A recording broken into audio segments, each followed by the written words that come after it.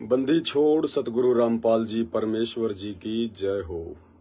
सत्साई भाई और बहनों, परमपिता परमेश्वर सतगुरु रामपाल जी भगवान के शुभ आशीर्वाद से, उनकी मेहर से, उनकी रजा से, उनकी कृपा से, उनकी दया से आप और हम सभी सत्सेवक भाई बहन मिलकर अभी तकरीबन 2 घंटे की साथ संगति करेंगे। और दास बार बार इसलिए लाइव आ रहा है क्योंकि भाई और बहनों, गुरुदेव भगवान की सत्य प्रेरणा से अभी दास को तकरीबन 100 से ऊपर वीडियो बनाना बाकी है। यानी इतनी सेवा दास के पास में पेंडिंग चल रही है, लेकिन समय नहीं मिल पा रहा है।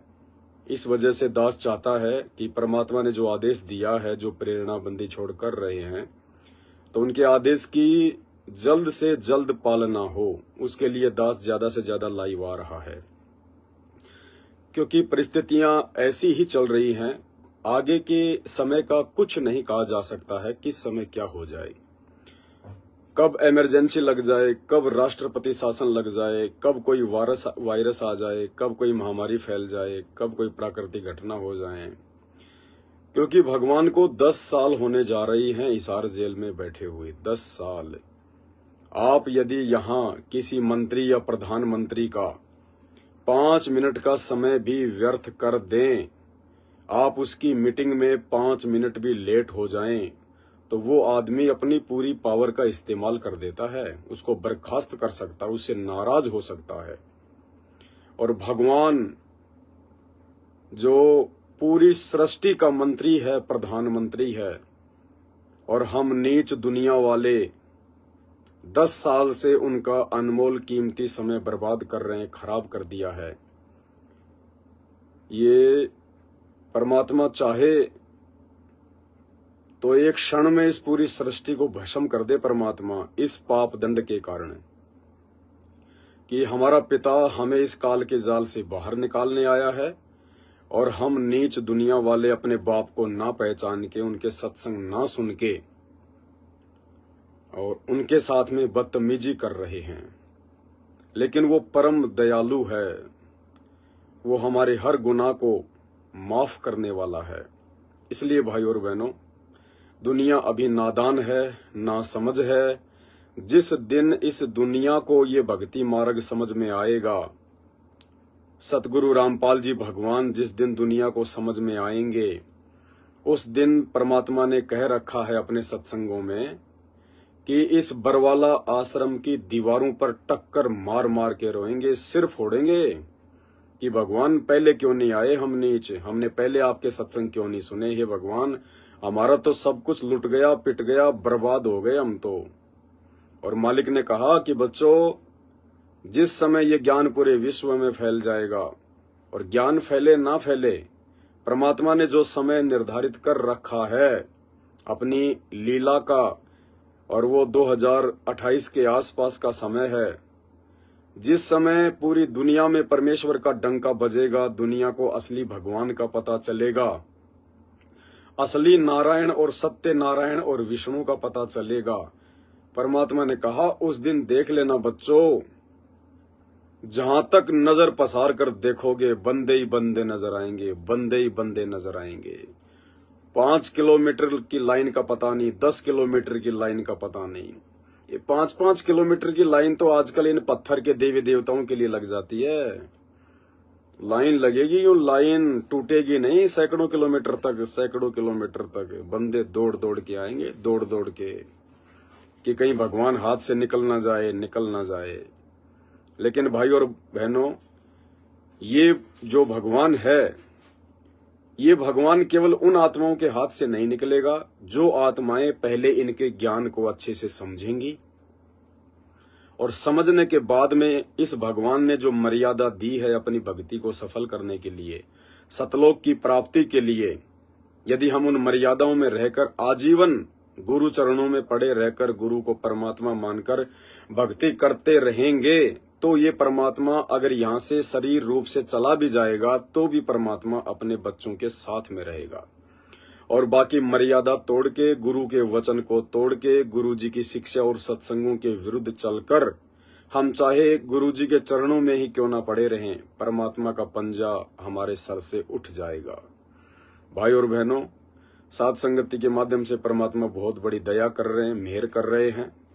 ये दुनिया समझे ना समझे, खुद संत रामपाल जी भगवान के 90% भगत जो सतलोक आश्रम मैनेजमेंट से जुड़े हुए हैं, वो भाई बहन समझे या ना समझे, लेकिन जिन आत्माओं पर परमात्मा ने समझने की दया कर दी है, रजा बख्श दी है, और जो आत्माएं अपने गुरुदेव को पहचान चुकी हैं कि ये कबीर भगवान है, ये परमात्मा है, इसका जन्म नहीं हुआ, ये प्रकट हुआ है, ये स्वयंभू है, और जो तन मन धन से, मन कर्म वचन से, साध संगति से जुड़कर सब कुछ अपने गुरुदेव को न्योछावर कर चुके हैं, मान बढ़ाई, अहंकार, ऊंच नीच, जाति पाति, ये पद प्रतिष्ठा, इन सब का अहंकार त्याग कर निर्मल आत्मा बनकर आधीन्य के साथ, दास भाव के साथ में जो भाई बहन अपनी भक्ति को सफल करने में लगे हुए हैं, अंत में परमात्मा उन्हीं का बेड़ा पार करेंगे।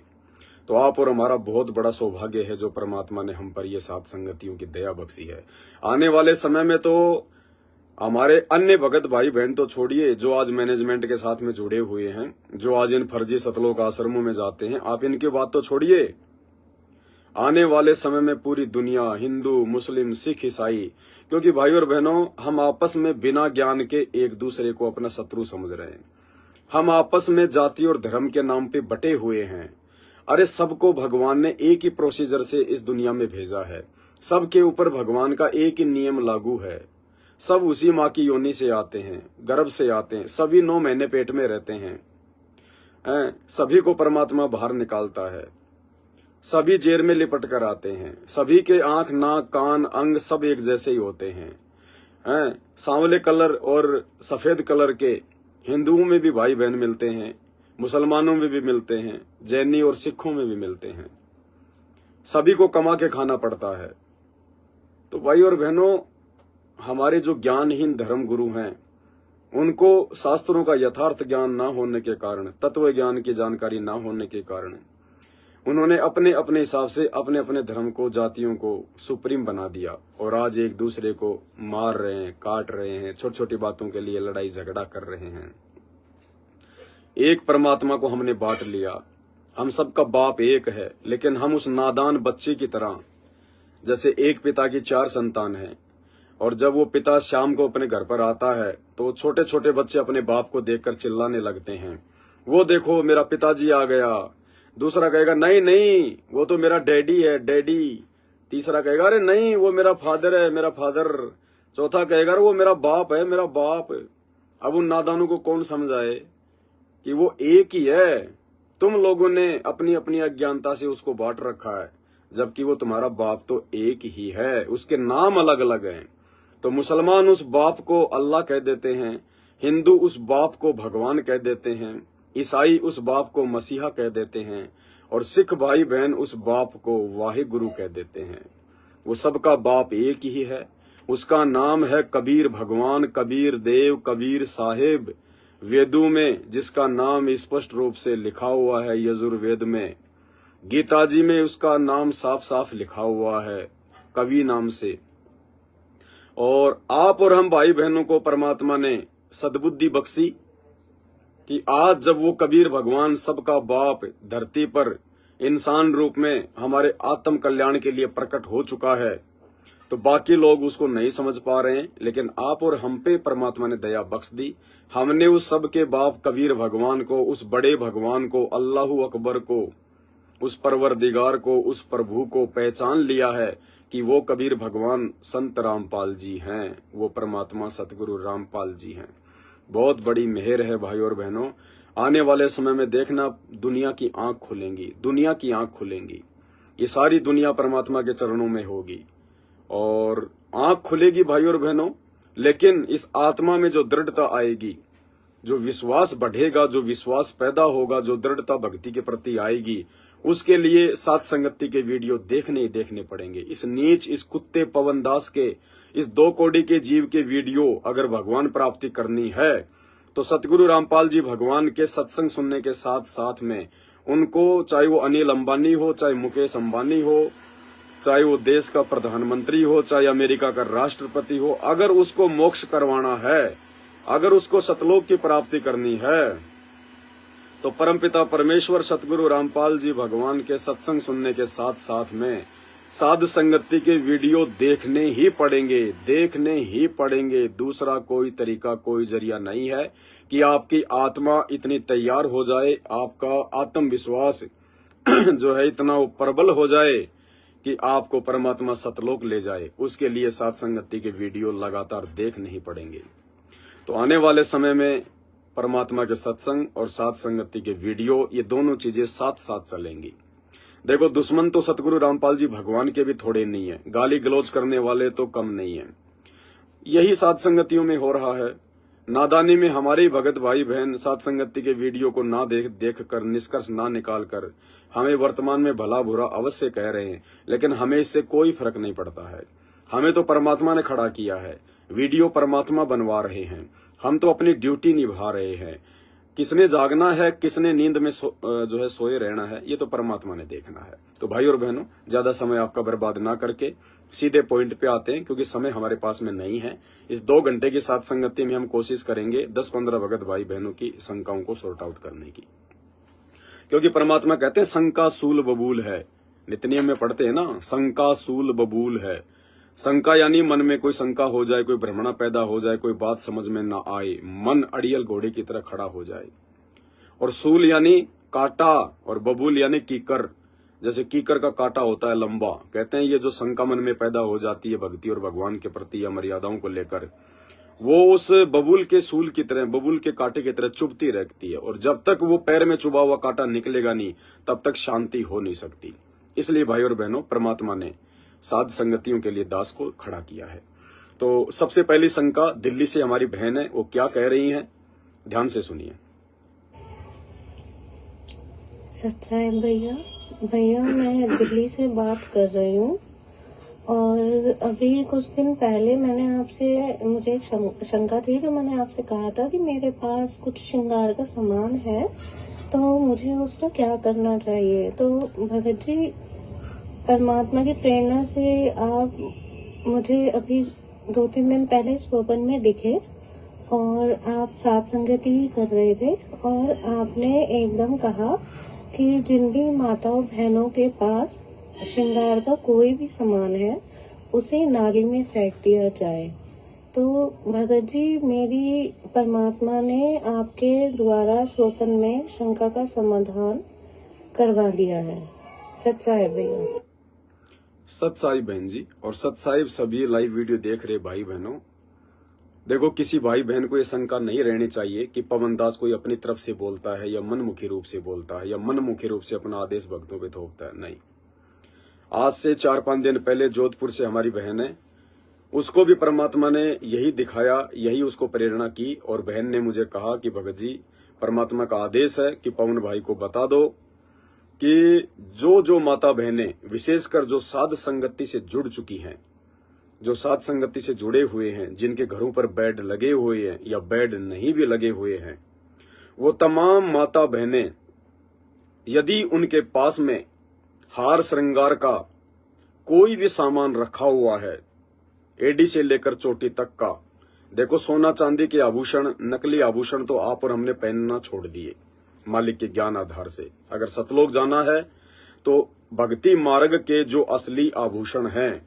शील, संतोष, विवेक, दया, अक्षमा, धैर्य, परोपकार, शालीनता, आधीनता, दुख सुख में एक दूसरे की सहायता करना, ज्ञान आधार से एक दूसरे भाई बहनों से बने रहना, ये असली गहने, ये असली आभूषण जब तक हम धारण नहीं करेंगे, और जब तक इस काल लोक की बकवादों के ये नकली आभूषण, सोना चांदी, कान की बालियां, नाक की बालियां, पैर के पाजेब, अंगूठी वगैरह, जब तक हम ये सब पहनना नहीं छोड़ेंगे, लिपस्टिक लगाना, नेल पॉलिश करना, पाउडर लगाना, या अन्य किसी भी प्रकार का आडंबर या मेकअप करना सुंदर दिखने की चाहत में, जब तक हम, ये काल की बकवाद हैं ये सब, और जब तक हम भाई बहन जो साध संगति से जुड़े हुए हैं, जब तक ये बकवादे नहीं छोड़ेंगे, इन बकवादों से पीछे नहीं हटेंगे, परमात्मा ठीक है जैसी भक्ति हम करेंगे उसका प्रतिफल अवश्य देगा, लेकिन भाई और बहनों, मोक्ष से वंचित रह जाएंगे।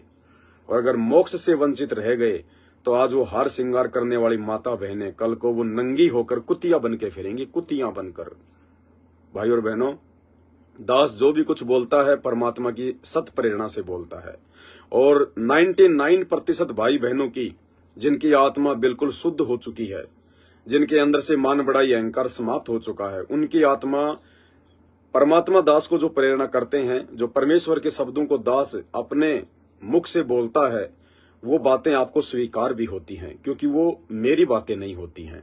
तो भाई और बहनों, मेरी जितनी भी माता बहनें हैं, सभी से हाथ जोड़कर निवेदन है, अगर भगवान को खुश करना है, भगवान को प्रसन्न करना है, तो जितने भी हार श्रृंगार के सामान आपके घर पर रखे हुए हैं, देखो पहली बात तो हमने हार श्रृंगार से संबंधित ना कोई कार्य करना है। जैसे बहुत सारे भाई बहनों की फैंसी स्टोर की दुकानें हैं, आर्टिफिशियल गहने ज्वेलरी की दुकानें हैं, वो अपनी दुकानों पर चूड़ी वगैरह, पाटले वगैरह या और भी डेकोरेशन के सामान जो माता बहनें पहनती हैं आम समाज में, वो रखती हैं।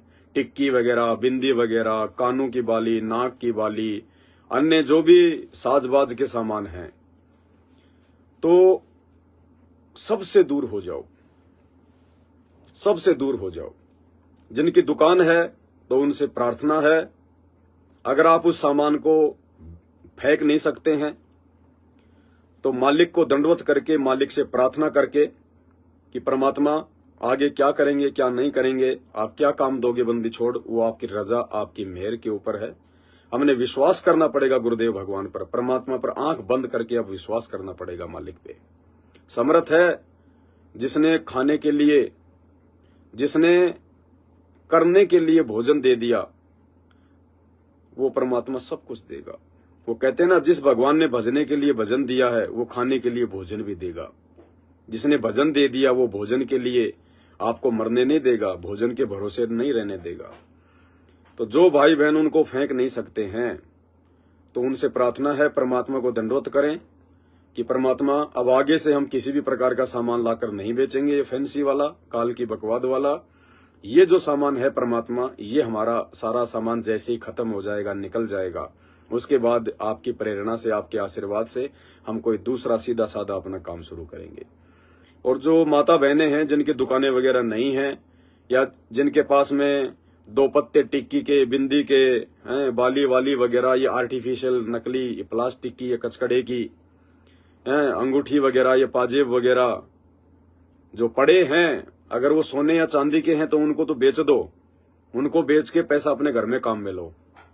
और अगर आर्टिफिशियल हैं, नकली हैं, तो भाई इसी समय मालिक को दंडवत प्रणाम करके और उनको उतार के और उनको कहीं बाहर जो है कूड़े में फेंक देना, उनको कचरे में फेंक देना है, किसी को देना भी नहीं है।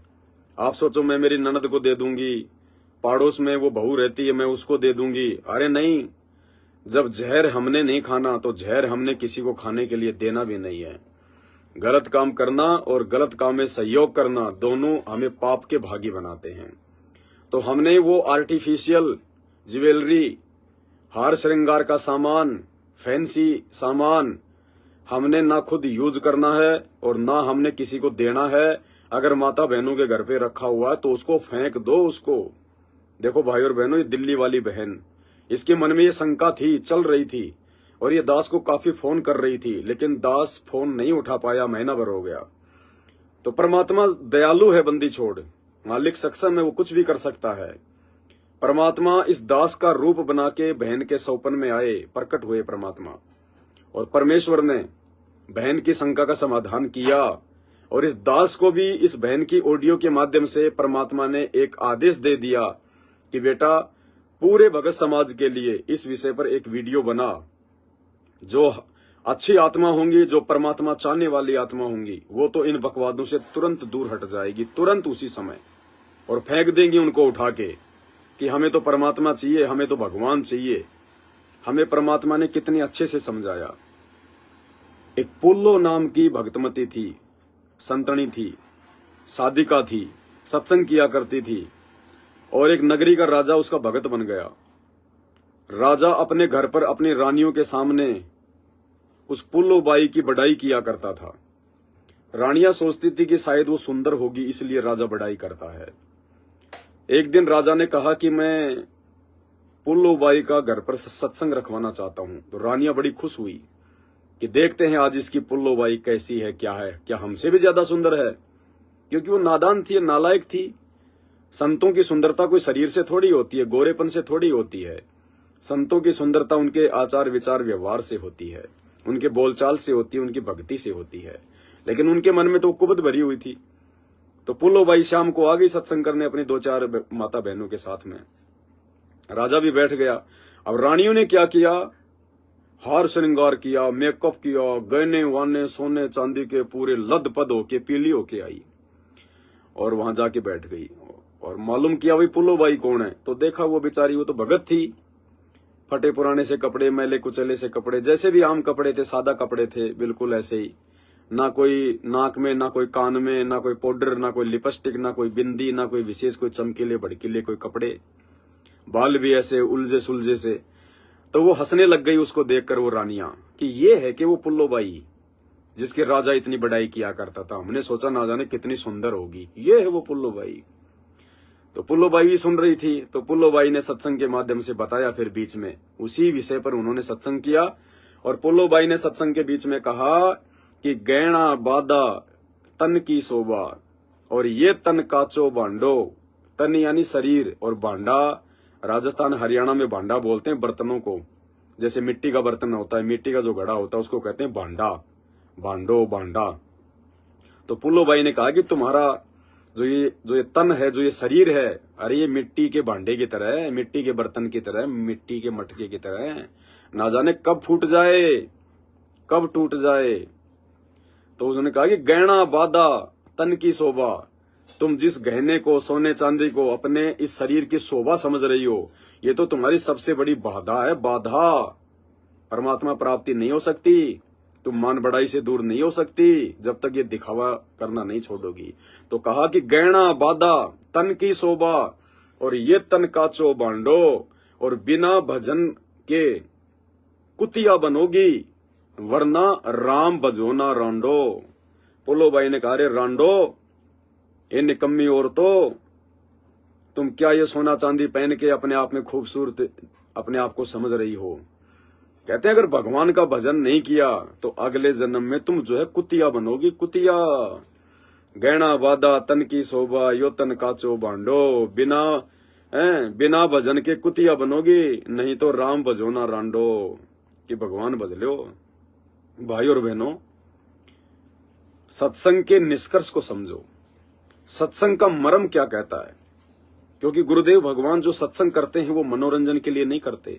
सत्संग करने का उनका एक मकसद होता है, हमें वो कुछ समझाना चाहते हैं। परमात्मा कहते हैं, शब्द सैन सतगुरु की पहचाने, वो पावे अटल सुहाग रे। जो भगतमती अपने गुरुदेव के द्वारा किए गए सत्संगों में संकेतों को समझने लग जाते हैं। क्योंकि परमात्मा काललोक के नियम और विधान अनुसार खुलकर इतना नहीं कहेंगे जितना वो संकेतों में कहेंगे। तो शब्द सैन, शब्द यानी उनके विचार, उनके वो सत्संग, और सैन यानी संकेत।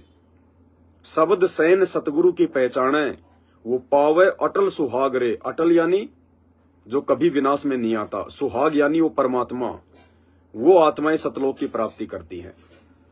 तो ये जो सत्संग परमात्मा ने किया, ये पुल्लोबाई वाला, जो वाणी परमात्मा ने बोली कि गहना बाधा तन की शोभा, यो तन काचो बांडो, बिना भजन के कुतिया बनोगी, वरना राम भजोना रांडो। इस सत्संग के माध्यम से परमात्मा अपनी संगत में उन तमाम माता बहनों को ये संदेशा दे रहे हैं कि यदि आपने ये सत्संग सुनकर, इस सत्संग पे विचार ना कर, और यदि आपने सच्चे सदगुरु की शरण लेकर, यदि ये सोना चांदी, नकली गहने, ये हार श्रृंगार, टिक्की, बिंदी, लिपस्टिक, मेकअप का सामान, इस थोबड़े पे मेकअप करना सुंदर दिखने की चाहत में, यदि आपने ये सब कुछ नहीं छोड़ा, तो परमात्मा उन माता बहनों को ये संदेशा दे रहे हैं कि तुम भी उन रानियों की श्रेणी में हो, और अगले जन्म में कुतिया बनोगी, कुतिया, नंगी आंडोगी, नंगी गली में नंगी फिरोगी, कोई पूछने वाला नहीं होगा, कोई तुम्हारी इज्जत करने वाला नहीं होगा। आज तुम काजू किशमिश के हलवे खा रही हो, कल को कुतिया बन के जमीन में पड़ा हुआ रोटी का टुकड़ा खाओगी, साथ में 10 ग्राम मिट्टी भी खाओगी। ये होते हैं सतगुरुदेव के सत्संगों के संकेत। अगर यही बात अगर गुरुजी डायरेक्ट कह दे सामने बैठी हुई संगत को कि भाई मेरे सामने जितने भी ये माता बहनें बैठी हुई हैं जो सत्संग सुन रही हैं, इनको मेरा स्पष्ट आदेश है कि अगली बार अगर सत्संग में आना है, अगर हमारी भगत बन के रहना है, शिष्या बन के रहना है, तो आपने जितने भी ये सोने चांदी के आभूषण, ये टिक्की बिंदी नेल पॉलिश लिपस्टिक, जितने भी आडंबर आप लोग करते हो, अगली बार ये आडंबर करके नहीं आना, अन्यथा आश्रम में आने की जरूरत नहीं है। और ध्यान रखना, गुरु के मना करने के बाद भी अगर आपने ये आडंबर नहीं छोड़े, ये नकली गहने, सोने चांदी के गहने, लिपस्टिक टिक्की बिंदी नहीं छोड़ी, तो तुम अगले जन्म में कुतिया बनोगी, कुतिया। और तुम रांड की श्रेणी में हो, रांड की श्रेणी में। क्योंकि वो कुतिया क्या है फिर अगले जन्म में पता नहीं उसके कितने पति बनेंगे। वो रांडी है, वो रंडी है, और क्या है वो। अगर ये बात गुरुजी डायरेक्ट कह दें सत्संग में, तो आधी जनता तो उठ के चली जाएगी।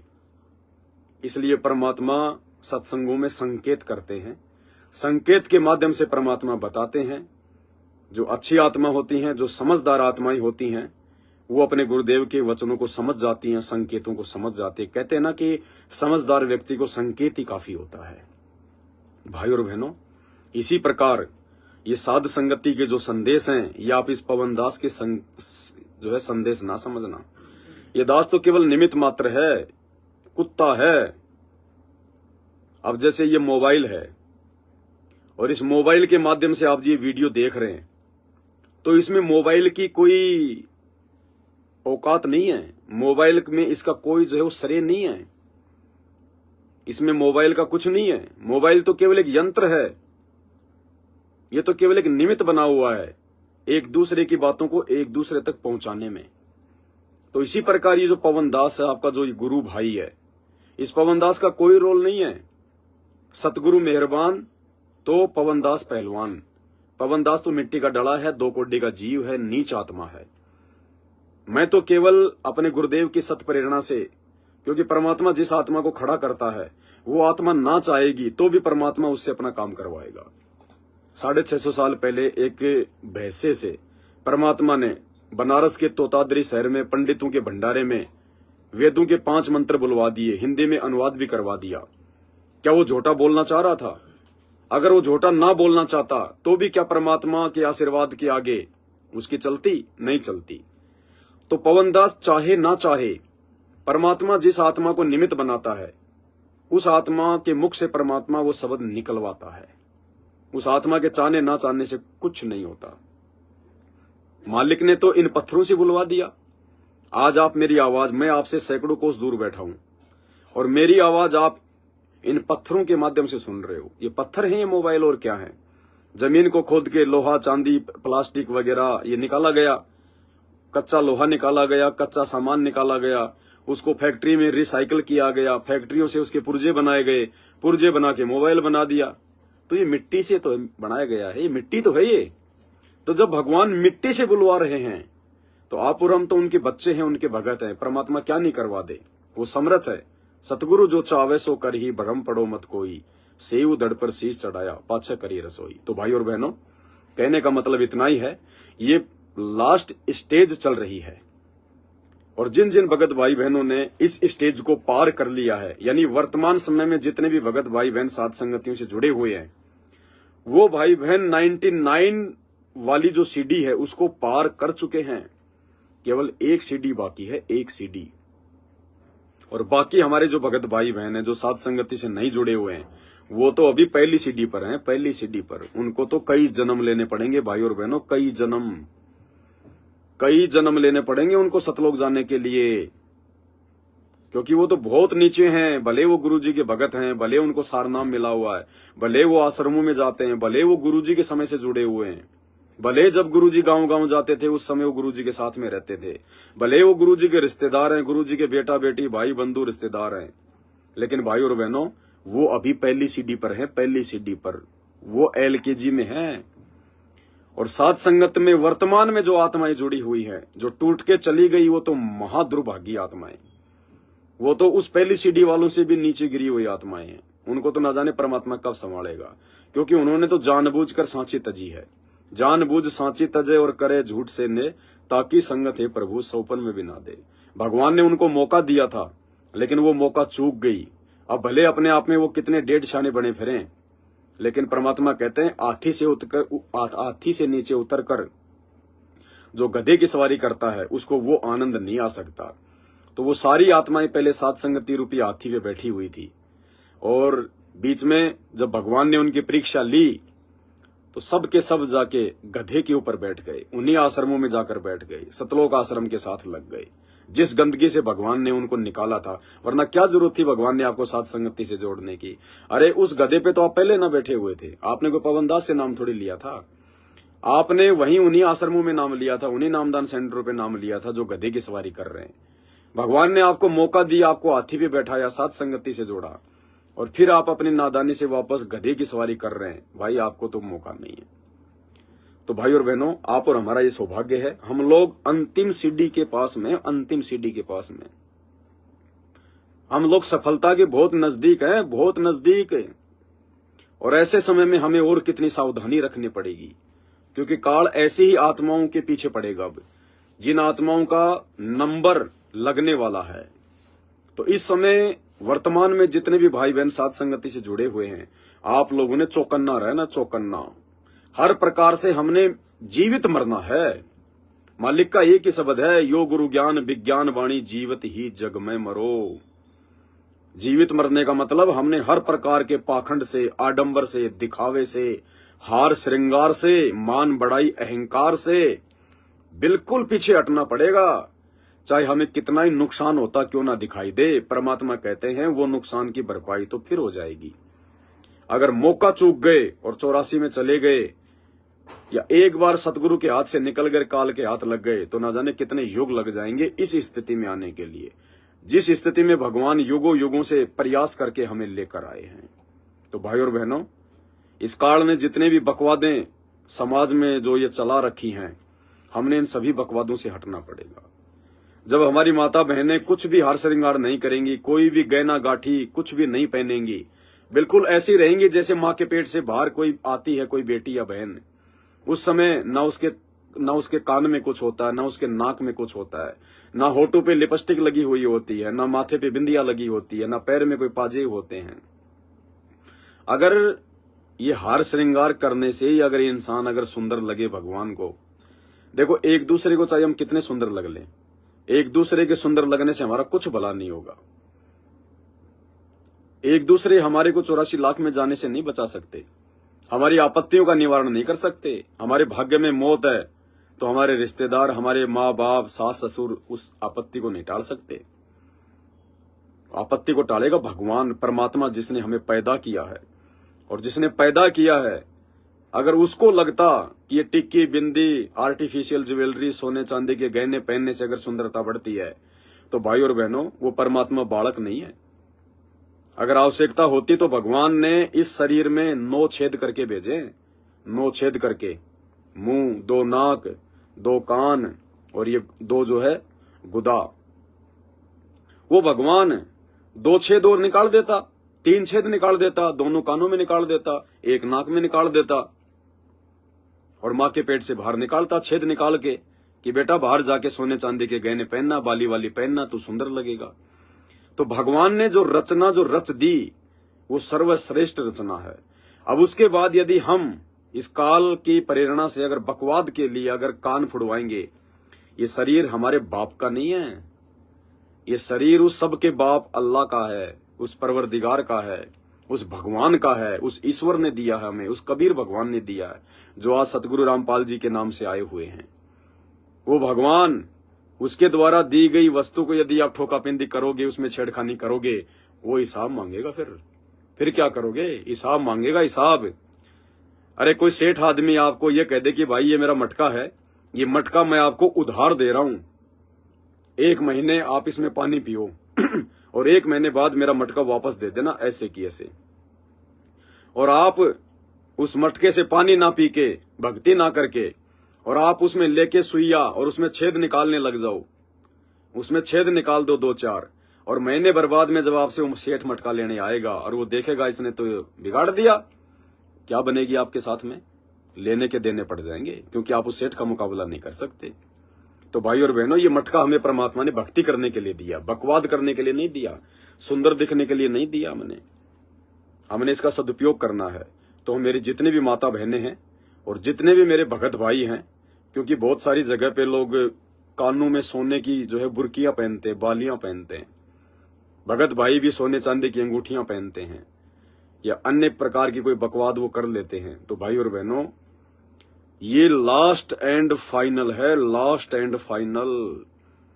और विशेषकर जिन जिन भगत भाई बहनों के घरों में बेड लग चुके हैं, अगर उन्होंने अब किसी भी प्रकार की बकवाद कर दी, जरा सी भी दबाव में आकर या मजबूरी में, अब मैंने मजबूरन होना ही नहीं है, हमने दबाव में आना ही नहीं है। जब विश्वास है कि परमात्मा आपके साथ में, परमात्मा संत रामपाल जी है, तो भले चाहे भाई और बहनों, चाहे घर छोड़ना पड़े, चाहे कुछ भी छोड़ना पड़े, चाहे नौकरी छोड़नी पड़े, छोटी छोटी बातों के लिए नहीं। ध्यान रखना, कॉमन सेंस दिए में भगवान ने, आवेश में आके कोई काम नहीं करना।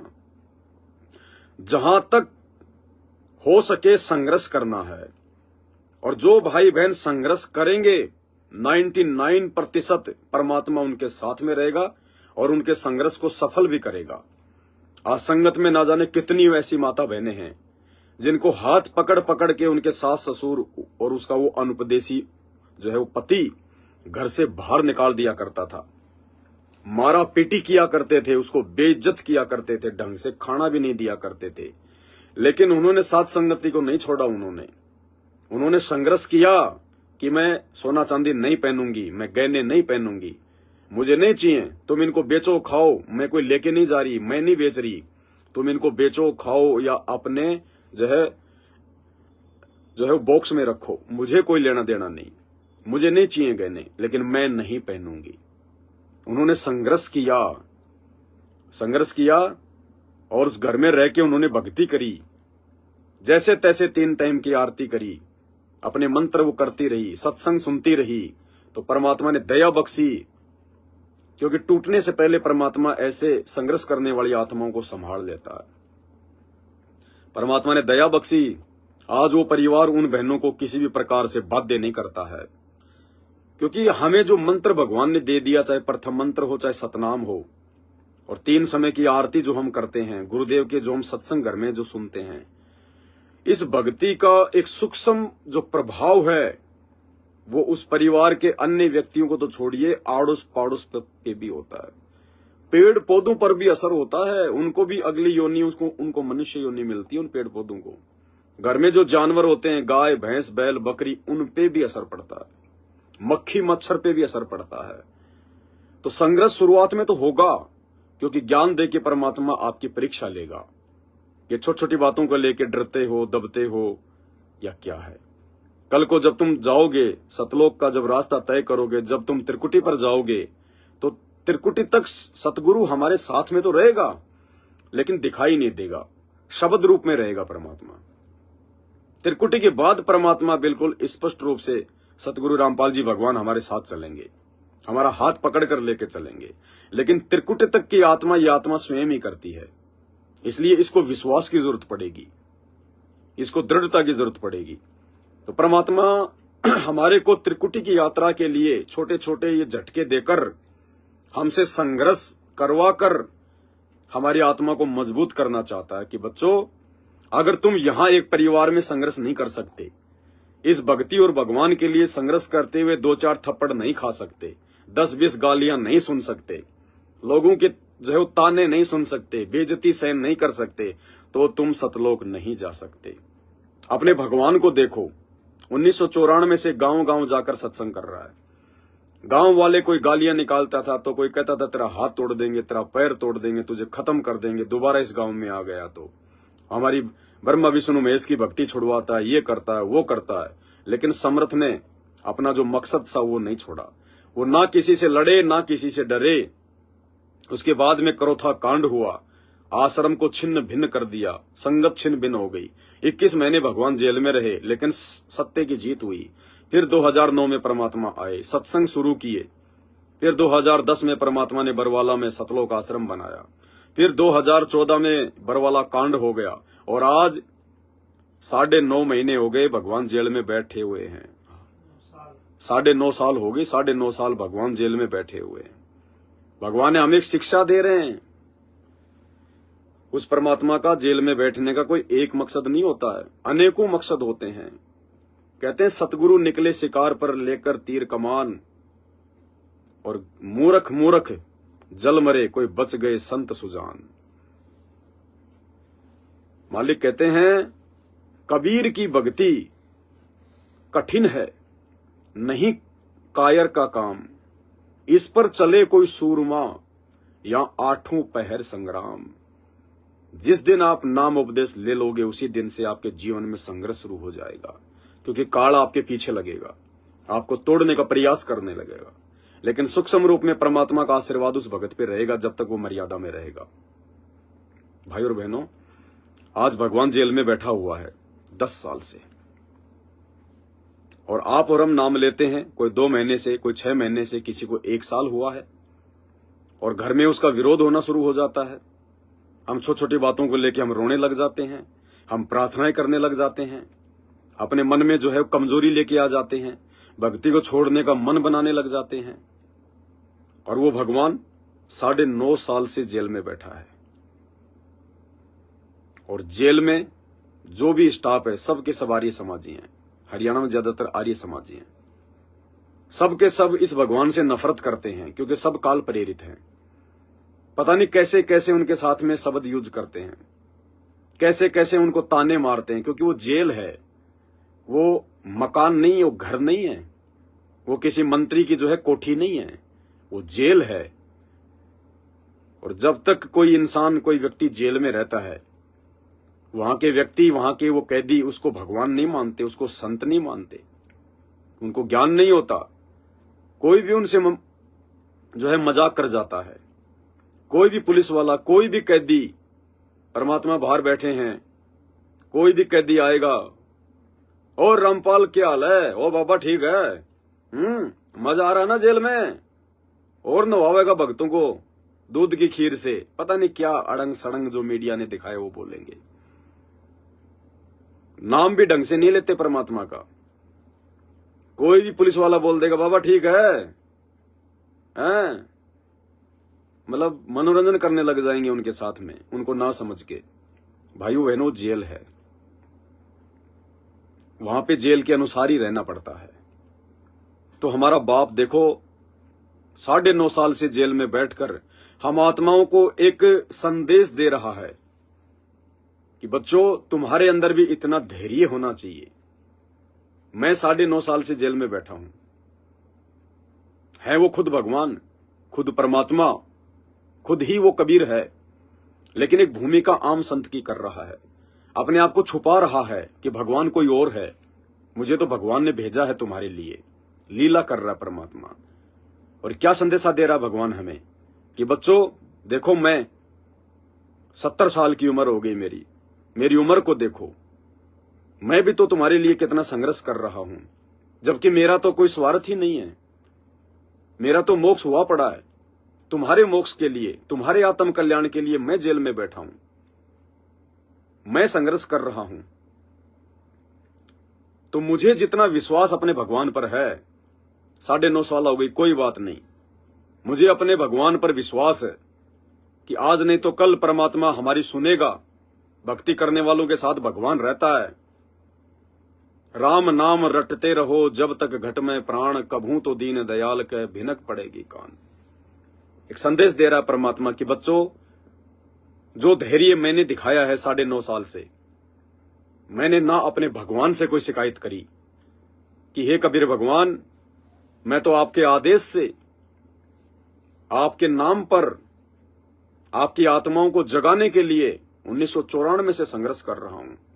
मेरे ऊपर कैसी कैसी आपत्तियां आई, 2 बार की जेल हो गई, उन्होंने कभी शिकायत नहीं करी कि भगवान आप क्या कर रहे हो, ये भगवान आप आंख बंद करके क्यों बैठे हो। उन्होंने कभी भी अपने मन में शंका पैदा नहीं करी कि कोई कबीर नाम का भगवान है या नहीं है, कहीं मैं फालतू में ऐसे ही मैं लग रहा हूं, कहीं मेरा जीवन बर्बाद हो जाए।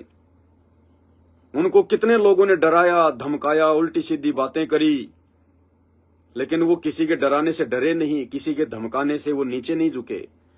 उनका जो मकसद था, उनका जो टारगेट था, उसको उन्होंने पूरा किया, कर रहे हैं। अरे दूसरों के लिए और 2-2 बार की जेल, यानी परमार्थ के लिए निस्वार्थ भाव से इतना संघर्ष।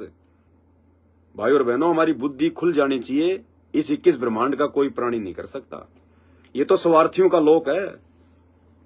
अरे माँ भी अपने बच्चे को, बाप भी अपने बच्चे को इसलिए पालता है कि बुढ़ापे का सहारा बनेगा, बुढ़ापे का सहारा बनेगा, इसलिए वो उस बच्चे को पालते हैं, बच्चा पैदा करते हैं। नहीं, कोई बच्चा पैदा नहीं करे, इस आफत को कोई मोल ना ले। लेकिन सबको अपना बुढ़ापा दिखाई दे रहा है, क्योंकि हम दूसरों को देख रहे हैं कि बुढ़ापे में उनकी दुर्गति हो रही है। ना चला जाता, ना खाया जाता, खाट में पड़ा पड़ा लैट्रिन कर रहा है, चिल्ला रहा है, कोई सेवा करने वाला नहीं है। तो हमें भी चिंता हो जाती है। अपने बुढ़ापे के सहारे के लिए बच्चे पैदा करते हैं। एक माँ भी अपने स्वार्थ के लिए बच्चा पैदा करती है, एक बाप भी उसका लालन पालन, उसकी फीस, उसको पाल पोस के जो बड़ा करता ना, अपने स्वार्थ के लिए करता है। वरना पड़ोसी के लड़के को कोई फीस नहीं भरता। वो माता पड़ोसी के लड़के को जाके दूध नहीं पिलाती। जब पड़ोसी के लड़के की उंगली की चोट लगती है तो दूसरी माताओं को आंखों में आंसू नहीं आते, अपने के लिए क्यों आते? तो भाई और बहनों, इसी प्रकार ये परमात्मा हमारी असली माँ है, हमारा असली बाप है, क्योंकि हमारा और इससे आत्मा का संबंध है। तो एक संदेश दे रहे हैं हमें गुरुजी कि तुम्हारे को भी मेरी तरह इतना दृढ़ होना चाहिए। मालिक कहते हैं, गुरु को कीजिए दंडवत और कोटि कोटि प्रणाम, और कीट न जाने भृंग को यूं गुरु कर ले आप समान। एक भृंगी नाम का कीड़ा होता जो भी भी करता है। पहले जब हम लोग छोटे छोटे थे, बचपन में, तो हम तो अपने से जो बड़े थे उनको देखा करते थे। तो हम छोटे छोटे थे, तो हमारे से जो थोड़े से जो बड़े बड़े और थे, वो क्या करते थे, वो भृंगी नाम का जो कीड़ा होता था, वो थोड़ा सा वो हरे हरे कलर का, वो भ्र भ्र करता था।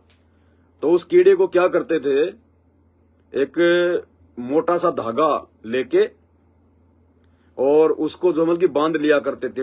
उसकी जो गर्दन होती है, यहां से धागे से हम उसको बांध लिया करते थे, और 1-2 मीटर लंबा वो धागा होता था।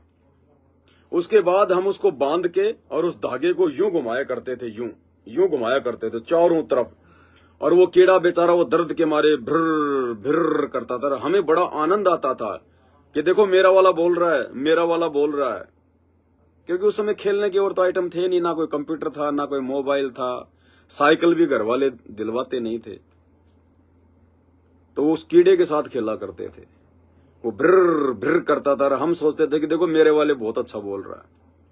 तो भाई और बहनों, हालांकि वो पाप था, उसकी सजा भी जीव को भोगनी पड़ती है। कई तो बेचारे जो है वो मर भी जाते थे। लेकिन नादान, अज्ञान, ये तत्व ज्ञान नहीं। भाई और बहनों, गुरुजी कहते हैं, जिसको तत्व ज्ञान नहीं है, वो ब्रह्मा विष्णु महेश भी बालक के बालक हैं, बच्चे के बच्चे हैं वो। चाहे आपको कितना ही बड़ा कोई भगत, कोई संत दिखाई दे रहा है, जिसको ये तत्व ज्ञान नहीं है, वो कभी भी कोई भी गलती कर सकता है, कोई भी व्यभिचार कर सकता है, वो दुराचार कर सकता है, छेड़खानी कर सकता है, अपने स्वार्थ के लिए कुछ भी कर सकता है।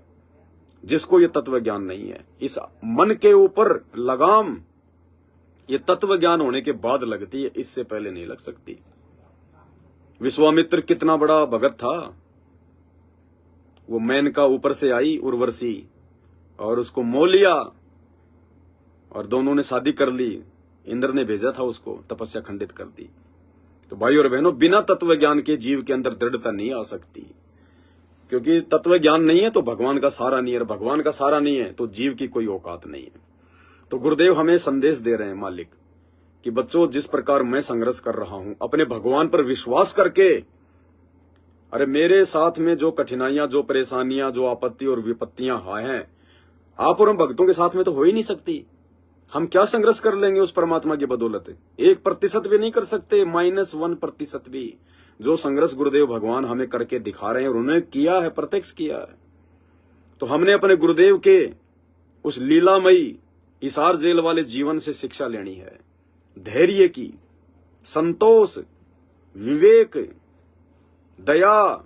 यानी जिन्होंने उनके साथ में ये बुरा बर्ताव किया, झूठे मुकदमे लगाए, अपनी ईर्ष्यावश, मान बढ़ाई वश, काल प्रेरणावश, परमात्मा ने किसी को कोई श्राप नहीं दिया, क्योंकि वो भी उसी परमात्मा के बच्चे हैं। तो हमें गुरुदेव समझा रहे हैं कि आवत गाड़ी एक है, उल्टा होय अनेक, कहे कबीर ना उल्टियो रहे एक की एक। जो तोकू काटा बोवे वाको बोतू फूल, तो ये फूल के फूल हैं वाको हैं त्रिशूल।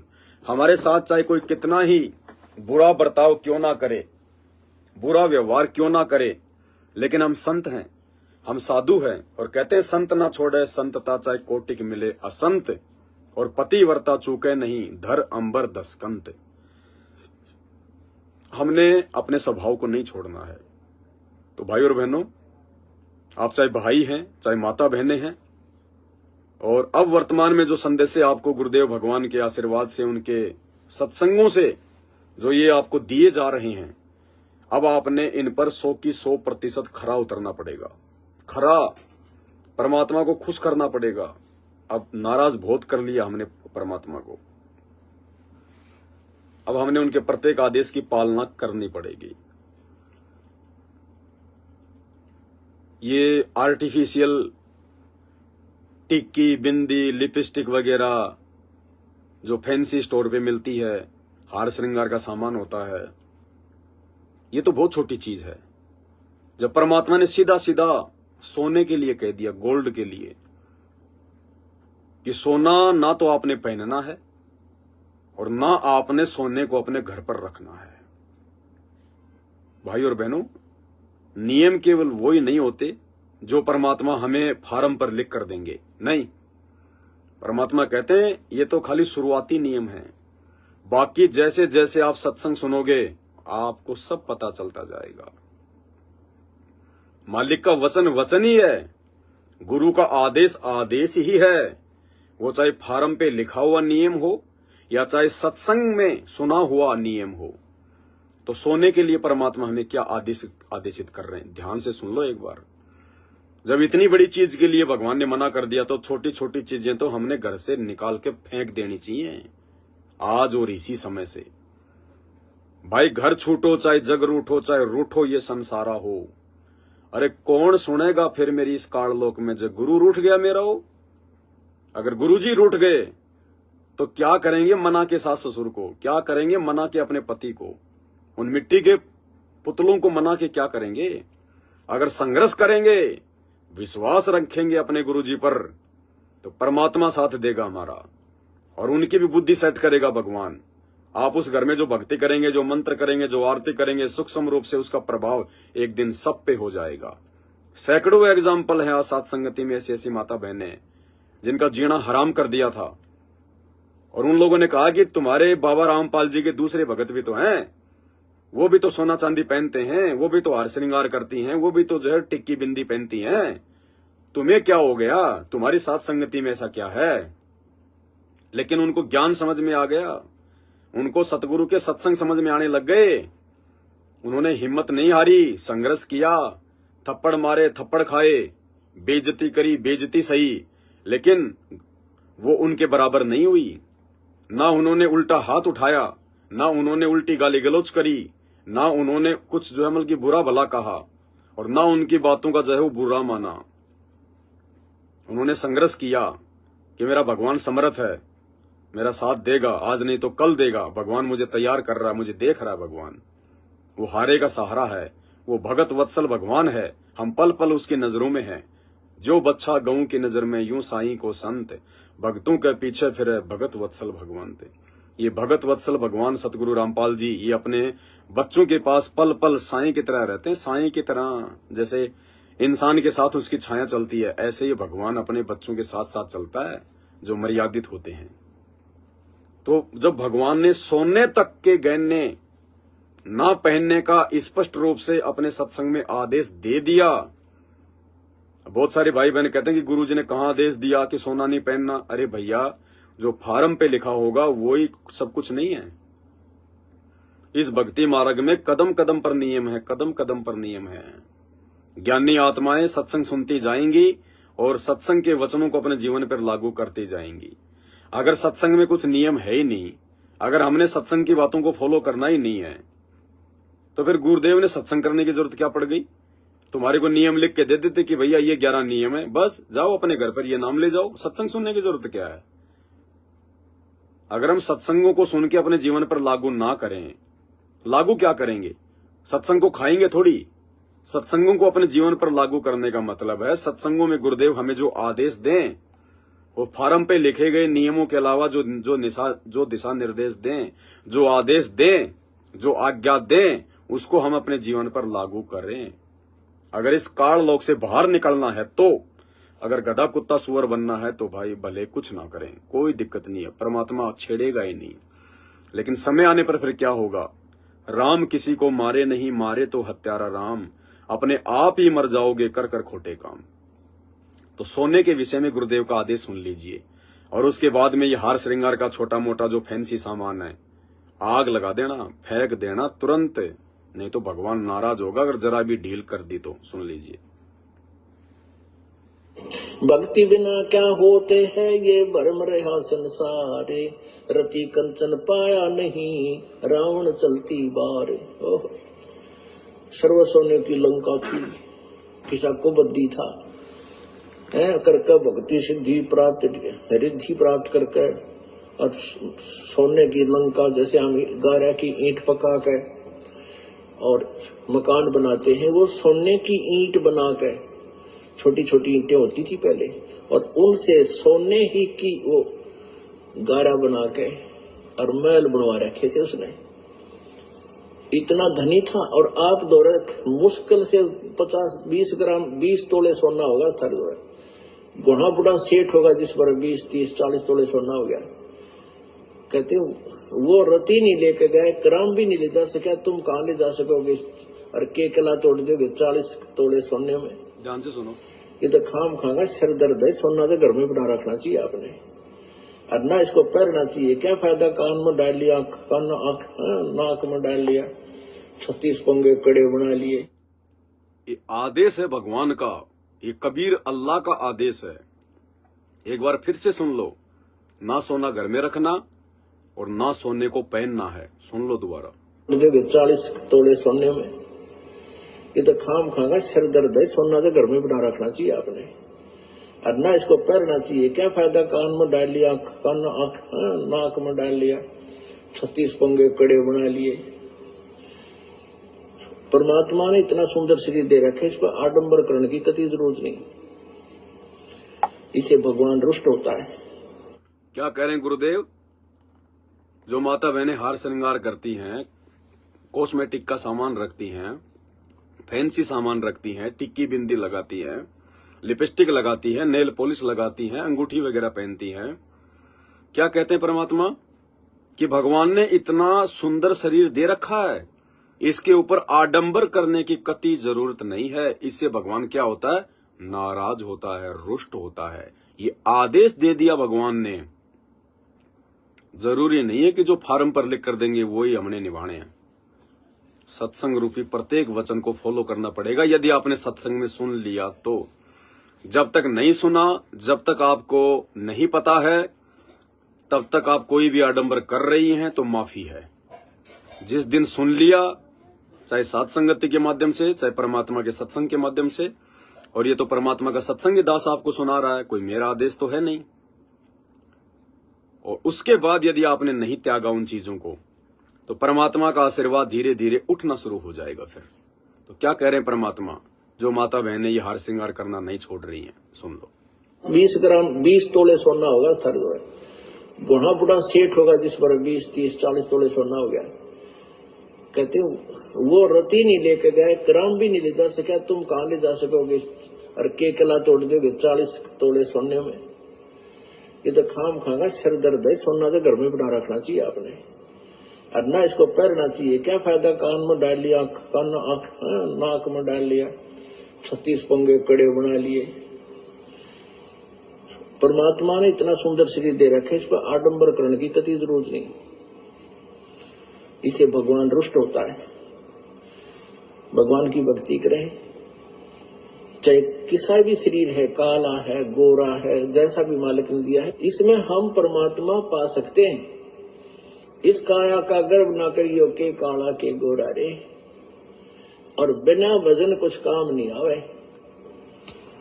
चाहे एतर छड़को चर हो रहा रे। तो परमात्मा धीरे धीरे, क्योंकि हम इतने इस सामाजिक माहौल में हम इतने गहरे चले गए कि वहां से वापस आना अपनी पटरी पे हमारे लिए कठिन हो रहा है। हम दलदल में धस गए। लेकिन परमात्मा का सहारा आपको एक क्रेन का काम करेगा। परमात्मा का सहारा, परमात्मा बताते हैं कि परमात्मा का सहारा किस चीज का काम करेगा? क्रेन का काम करेगा, क्रेन का। भाई और बहनों, बहुत सारी बातें हैं। अगर गुरुदेव भगवान सीधे तौर पर बताने लग जाएं, स्पष्ट तौर पर, तो हम इतने अज्ञानी हैं, इतने नासमझ हैं, इतने काल प्रेरित हैं, हम इस भक्ति को करना छोड़ दें। इसलिए परमात्मा ने तरीका अपनाया कि शुरुआत में इनको भक्ति पर लगाने के लिए जो बेसिक नियम है वो इनको दिए जाएं, ताकि ये उनको सहन कर लें। और जैसे जैसे फिर ये सत्संग सुनते जाएंगे, भक्ति इनके अंदर प्रवेश होती चली जाएगी, ये संघर्ष के लायक होते चले जाएंगे, फिर ये सत्संग रूपी उन आदेशों को भी फॉलो करने लग जाएंगे। तो आप और हम सत्सेवकों को परमात्मा इस स्थिति में लेकर आ गए हैं कि अब हमने परमात्मा के मुख कमल से निकले हुए प्रत्येक आदेश को फॉलो करना है, प्रत्येक आदेश को। अगर हम खुद सत्संग सुनकर समझ जाएं तो बहुत अच्छी बात है। खुद नहीं समझ पा रहे हैं और यदि साथ संगति के माध्यम से पता चल रहा है, किसी भी माध्यम से पता चले, भाई और बहनों, हमने भगत बनना पड़ेगा। क्या कह रहे हैं परमात्मा? अभी जो ऑडियो आ रही है हिसार जेल से, क्या कहते हैं उनमें परमात्मा? बच्चों, अगर सतलोक जाना है तो आपने 24 कैरेट गोल्ड बनना पड़ेगा, 24 कैरेट सोना बनना पड़ेगा। गंदगी की कोई गुंजाइश नहीं। 24 कैरेट सोना मतलब शुद्ध भगत बनना पड़ेगा। शुद्ध भगत हर प्रकार से, हर प्रकार की बकवादों से हटना पड़ेगा, आडंबरों से हटना पड़ेगा, परंपराओं से हटना पड़ेगा, मान बढ़ाई और दिखावे से हटना पड़ेगा, अपने भगवान के प्रति तन मन से समर्पित होना पड़ेगा। और जो ये माता बहनें नाम दीक्षा लेकर भी जो अभी भी आडंबर नहीं छोड़ रही हैं, जबकि समय बिल्कुल निकट आ गया, अब तो महाविनाश का समय शुरू हो गया। ये महाविनाश का दौर चल रहा है। 2024 अप्रैल से कुछ न कुछ दिखना शुरू हो जाएगा। बाद में सिर पर हाथ रख के रोगे, बाद में संभलने का मौका नहीं मिलेगा, न दुनिया को न भक्तों को। 18 अप्रैल तक का टाइम है, ध्यान रख लेना। भगवान मौका देंगे तो लाइव उसके बाद भी आएंगे, लेकिन भविष्यवाणियों के अनुसार भक्तों के इकट्ठा होने का जो समय है वो केवल 18 अप्रैल 2024 है। यानी उस परमात्मा की तरफ से जो माफी का जो समय है, कौन से भक्तों को? जो भगत वर्तमान में उनके शरण में आ चुके हैं।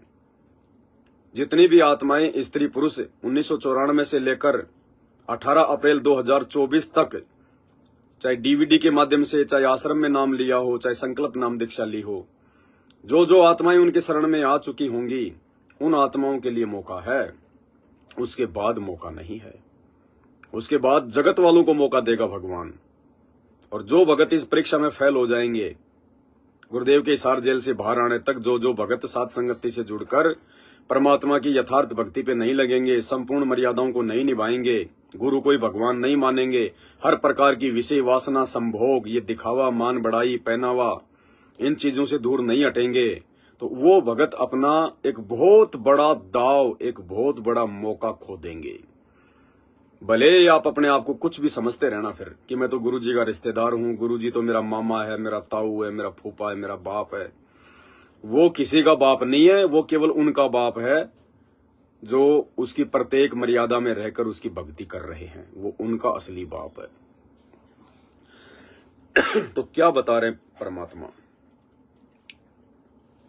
नेल पॉलिश वगैरह के लिए, माता बहनों के आडंबरों के लिए, और क्या संज्ञा दे रहे हैं परमात्मा?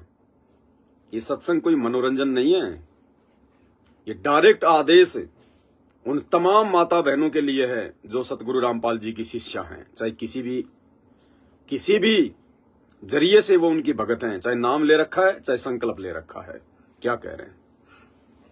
अब कलयुग में इसलिए परमात्मा ने कहा था कि मैं अपने बच्चों को कलयुग में संभालूंगा, कि कलयुग में पिछले तक पुण्य आपके पास रहेंगे नहीं, प्रारब्ध में बहुत कम पुण्य आएंगे तुम्हारे हिस्से में, और दुख होंगे गणे। और जो पूजाएं तुम उस समय कलयुग में आप कर रहे होगे, जो काल के द्वारा भ्रमित, कोई देवता की, कोई भैरव की, कोई भूत की, कोई पितर की, या काल के द्वारा भेजे गए नकली संतों की, ये 10-12 संत पंथ बना रखे हैं, 15-16 पंथ है, और भी ये नए नए पंथ चल गए, इनमें भी आप पूजा कर रहे होगे तो भी आपको लाभ नहीं होगा, क्योंकि आपके पिछले संस्कार नहीं है। तो उस समय परमेश्वर ने कहा था कि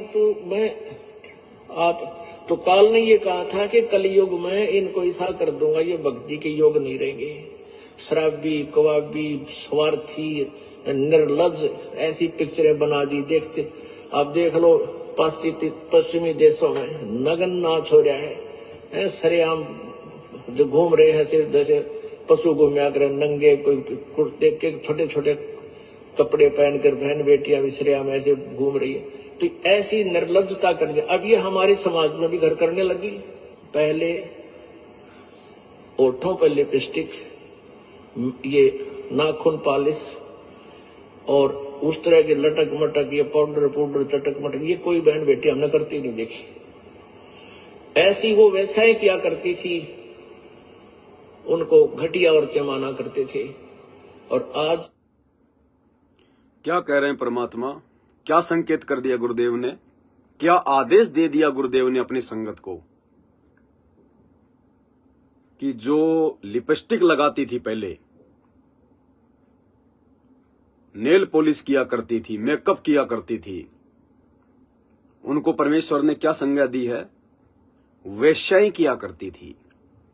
दूसरे मर्दों को लुभाने के लिए, अपने धंधे के लिए जो घटिया औरतें होती थी वो ये आडंबर किया करती थी, जिनको वेश्या की संज्ञा दी जाती है, परमात्मा कह रहे हैं। तो आज यदि संत रामपाल जी भगवान से नाम उपदेश लेकर, उनके भगत बनकर, उनके फॉलोवर बनकर, यदि कोई माता बहन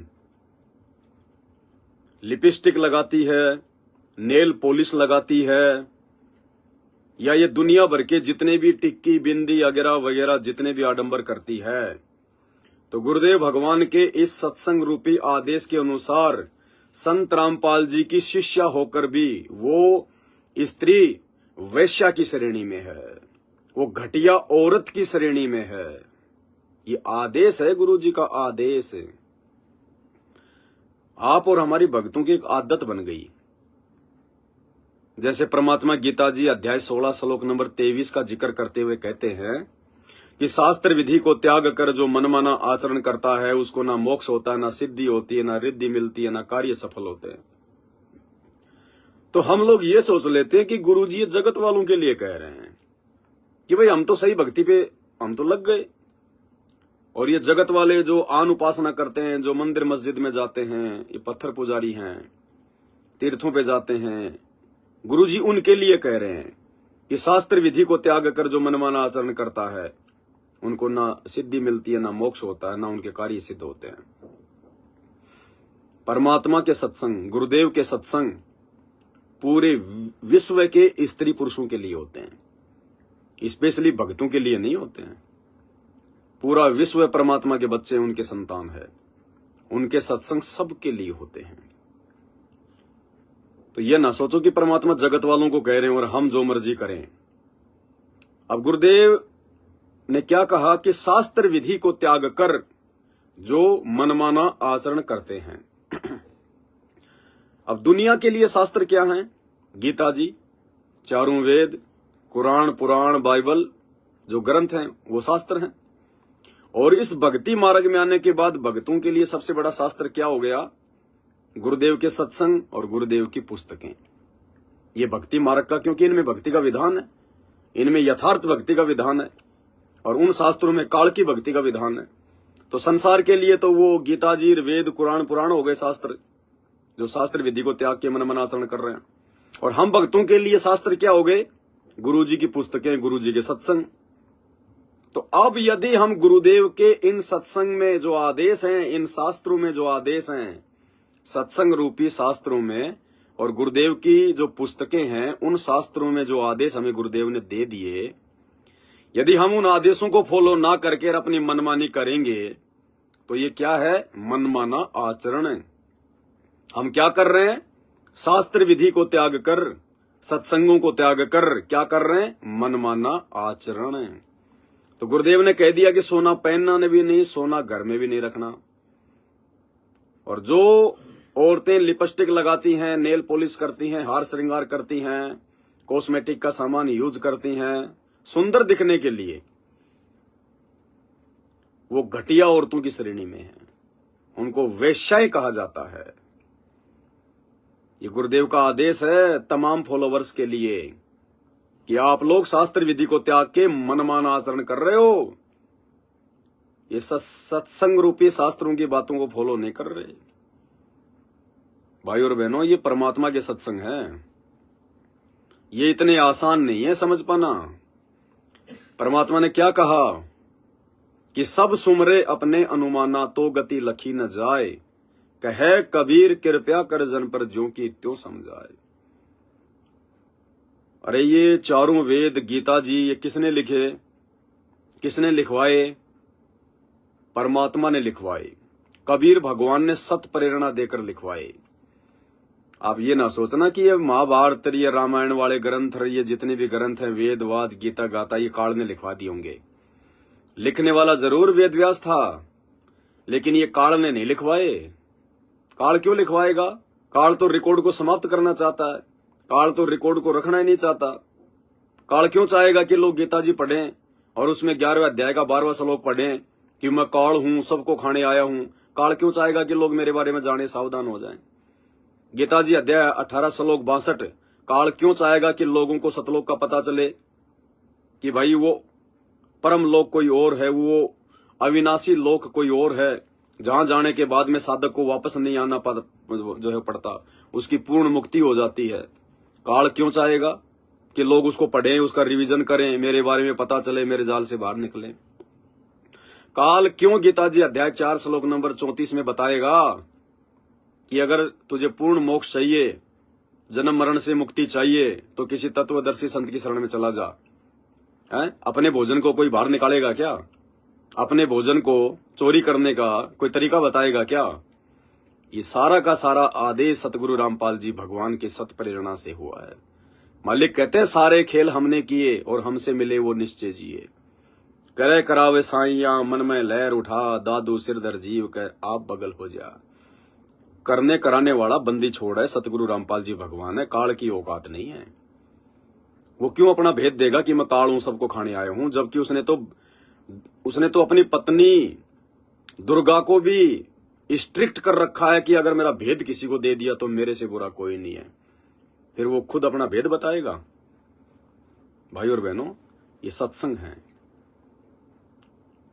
चारों वेद, गीता जी, जितने भी शास्त्र हैं वो कोड वर्ड में, उनके श्लोक, उनकी चौपाइयां, उनके दोहें कोड वर्ड में, संकेतों में। अरे जब हम वो नहीं समझ पाए, 4 युग बीत गए, ये संस्कृत के विद्वान झक मार मार के रह गए, ये खुद भूत बने फिर रहे हैं। हमारे पूर्वजों को भूत बना दिया उल्टी साधना जो है करवा करवा के कि हमने शास्त्र पढ़ लिए, हमने शास्त्र पढ़ लिए। संस्कृत पढ़ने से कोई शास्त्र समझ में नहीं आते। संस्कृत तो मात्र एक भाषा है।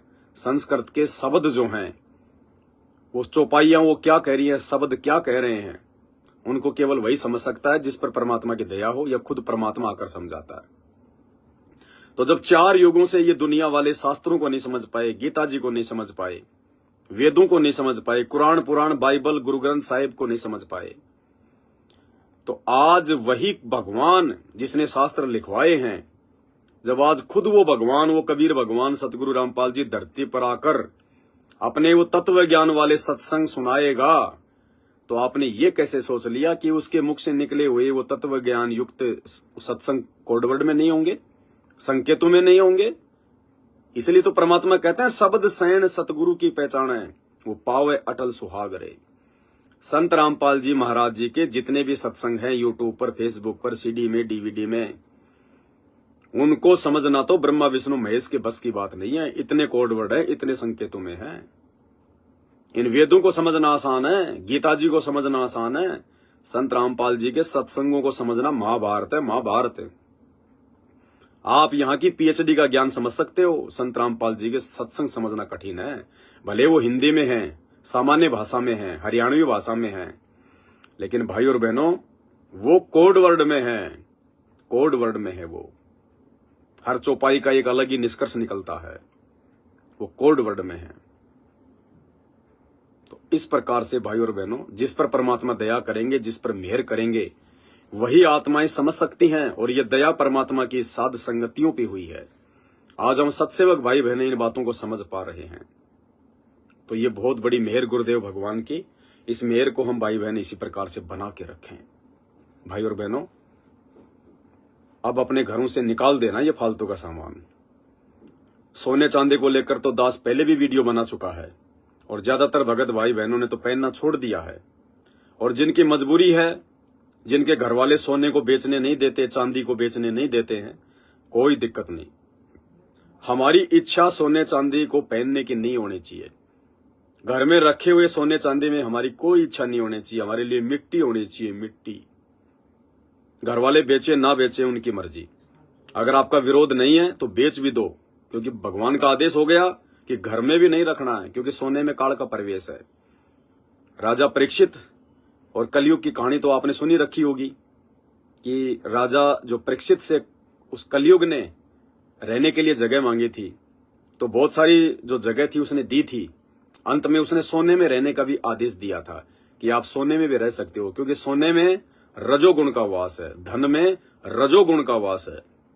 और उसी समय वो काल मौका पाकर, आज्ञा पाकर, राजा परीक्षित ने जो मुकुट पहन रखा था सोने का, उसके मुकुट पर बैठ गया।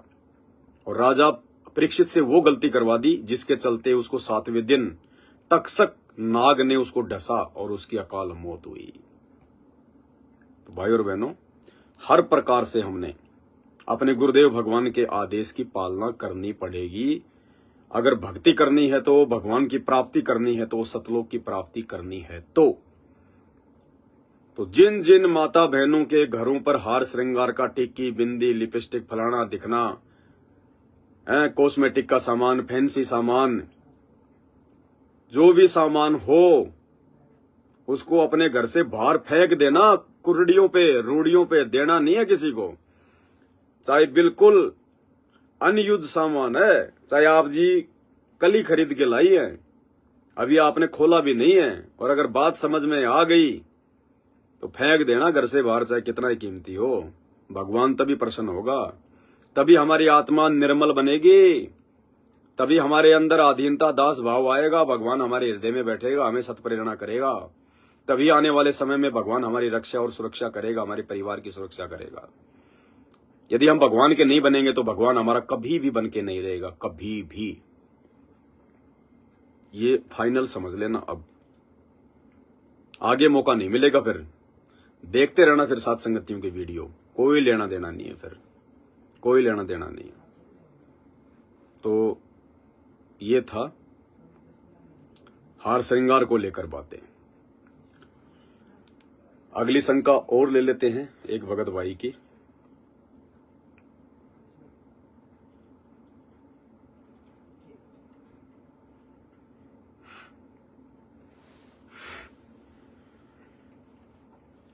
सतसाई भगत जी, जय हो बंदी छोड़ की, लोड को नहीं और की। भगत जी, हमारा फास्ट फूड का काम है, कुलछा, बर्गर, चाउमीन बनाने का काम है। हम खाते तो नहीं, बस बनाते हैं। बना सकते हैं कि नहीं, इससे मर्यादा तो नहीं टूटेगी। कृपया शंका का समाधान करें। सत्साई भाई और बहनों, आप सबको पता है कि हम जीव आत्माओं के ऊपर तीनों गुणों का सबसे ज्यादा जो है वो प्रभाव होता है। रजोगुण का, शतोगुण का और तमोगुण का। और काफी हद तक इन गुणों को जो बढ़ावा मिलता है वो खान पान से मिलता है, क्योंकि खान पान का हमारे शरीर पर सीधा जो है वो असर होता है। कहते हैं जैसा खाओगे अन्न वैसा होगा मन, और जैसा पियोगे पानी वैसी होगी वाणी। तो लगभग साल भर हो चुकी है। जितने भी दृढ़ सत्सेवक भाई बहन हैं, कमजोर भी हैं बहुत सारे, लगे हुए बेचारे कोशिश कर रहे हैं, संघर्ष कर रहे हैं, लेकिन जितने भी दृढ़ सत्सेवक हैं जो समझ चुके हैं, आर पार की लड़ाई के मूड में हैं कि अब की बार दाव नहीं चुकेंगे चाहे कुछ भी हो, उन्होंने किसी भी प्रकार का बाहर का बना हुआ खाना खाना छोड़ दिया। चाहे कचौरी हो, समोसा हो, टिक्की हो, बर्गर हो, पानी पतासे हो, दही पतासे हो, चाउमीन वगैरह हो, कुछ भी अपने घर पर बने हुए सामान के अतिरिक्त हम बाहर का बना हुआ सामान कुछ नहीं खाते। चाहे हमें कोई फ्री में 7 स्टार होटल से मलाई कोफ्ता क्यों ना लाके दे, पनीर टिक्का क्यों ना लाके दे, भाई अपना वापस ले जा, पानी पूनी पीना तो पी जा, हम तो छुएंगे भी नहीं उसको। क्योंकि बाहर जो सामान बनता है, पहली बात तो उसमें शुद्धता नहीं होती है, मिलावट होती है। टेस्ट बनाने के लिए, रजोगुण पैदा करने के लिए, तमोगुण पैदा करने के लिए, सतोगुण पैदा करने के लिए काल की व्यवस्था है। पता नहीं कितने प्रकार के केमिकल, मसाले, सिरका, विरकार हैं, और ना जाने कितने प्रकार के रंग रोगन उसमें डाल डूल के उनका काम है टेस्ट बना के देना। अब हमने वो बाहर का खाना खाना बिल्कुल छोड़ दिया है। हम तो पानी भी मजबूरी में पीते हैं, मजबूरी में जहां तक होता है बिस्लरी की बोतल लेकर पीते हैं। पानी की कोई भी बोतल होती है, पानी की बोतल दुकान से खरीद कर पीते हैं। हम किसी के मटके का पानी नहीं पीते, ना पीना चाहिए। मटके का पानी भी नहीं पीना है। पता नहीं कितने आदमी हाथ लगाते हैं, कितने आदमी उसमें जूठन लगाते हैं। प्याऊ पर हमने मटकों में पानी नहीं पीना है। हमें भगवान दिक्कत आने ही नहीं देगा। ये दिक्कत तो उनको आएगी जो भक्ति नहीं करते, उनके आगे तो दिक्कत ही दिक्कत है। और वो तो कुछ भी कर सकते हैं, कहीं भी खा सकते हैं, कहीं भी पी सकते हैं, उनके कोई नियम मर्यादा नहीं है। लेकिन जब हमारे साथ भगवान हो जाएगा और जब हम संघर्ष करेंगे तो हमारी व्यवस्था परमात्मा करेगा। हमें परमात्मा किसी चीज के भरोसे रहने नहीं देगा। तो हम भगत भाई बहनों ने तो बाहर का बना हुआ कोई भी आइटम खाना बंद कर दिया। कच्चा सामान लेके आना किराने की दुकान से हमारी मजबूरी है। हम बाहर खाना नहीं खाते, बाहर की चपातियां नहीं खाते, बाहर की सब्जी नहीं खाते, लेकिन मार्केट से गेहूं लेकर आना हमारी मजबूरी है, चावल लेकर आना हमारी मजबूरी है, बाहर से साग सब्जी लेकर आना हमारी मजबूरी है, फल फ्रूट लेकर आना हमारी मजबूरी है। बाहर यदि कोई फल फ्रूट को काट कूट के मसाले वसाले चाट मसाला मिला के तवे पे थोड़ा सा घी वा डाल के और उसको गर्म करके टेस्ट बना के दे रहा है, हम नहीं खाते, बिल्कुल नहीं खाते। बाहर का कुछ खाना ही नहीं है अगर तीनों गुणों के प्रभाव को खत्म करना है तो। अन्यथा आप काम, क्रोध, लोभ, लालच किसी भी प्रकार के विषय विकार से छुटकारा प्राप्त कर ही नहीं सकते। क्योंकि ये जितने भी जो ये चटपटे आहार है, बाहर का जो खाना है, ये हमारी विषय वासनाओं को चार्ज करता है। ये बाहर का खाना एक चार्जर है, ये हमारी विषय वासनाओं को चार्जर करता है। आप बच नहीं सकते। और भगवान क्या कहते हैं? कामी क्रोधी लालची इनसे भक्ति न होए, भक्ति करे कोई सूरमा, जाति वर्ण कुल खोई। तो हमने बाहर का खाना बिल्कुल नहीं खाना है। चाहे आपका कोई रिश्तेदार ने लगा रखी है रेडी, समोसे कचौरी बनाता है, बहुत बड़ा होटल है उसका, मिष्ठान भंडार की दुकान है कि साहब मेरे यहाँ तो शुद्ध देसी घी से मिठाई बनती है और हमारा स्टाफ तो बीड़ी भी नहीं पीता, आप ले जाओ साहब 1 kilo jalebi, 1 kilo barfi, 1 kilo रसगुल्ले। नहीं, भले तू देसी घी का इस्तेमाल करता है, भले तेरे विचार बहुत अच्छे हैं, तेरा स्टाफ भी बीड़ी नहीं पीता, गुटखा नहीं खाता, सावधानी का बहुत ध्यान रखते हैं, हाथों में वो ग्लव्स पहनते हैं, लेकिन वो नाम से दूर है, वो भगवान की शरण से दूर है।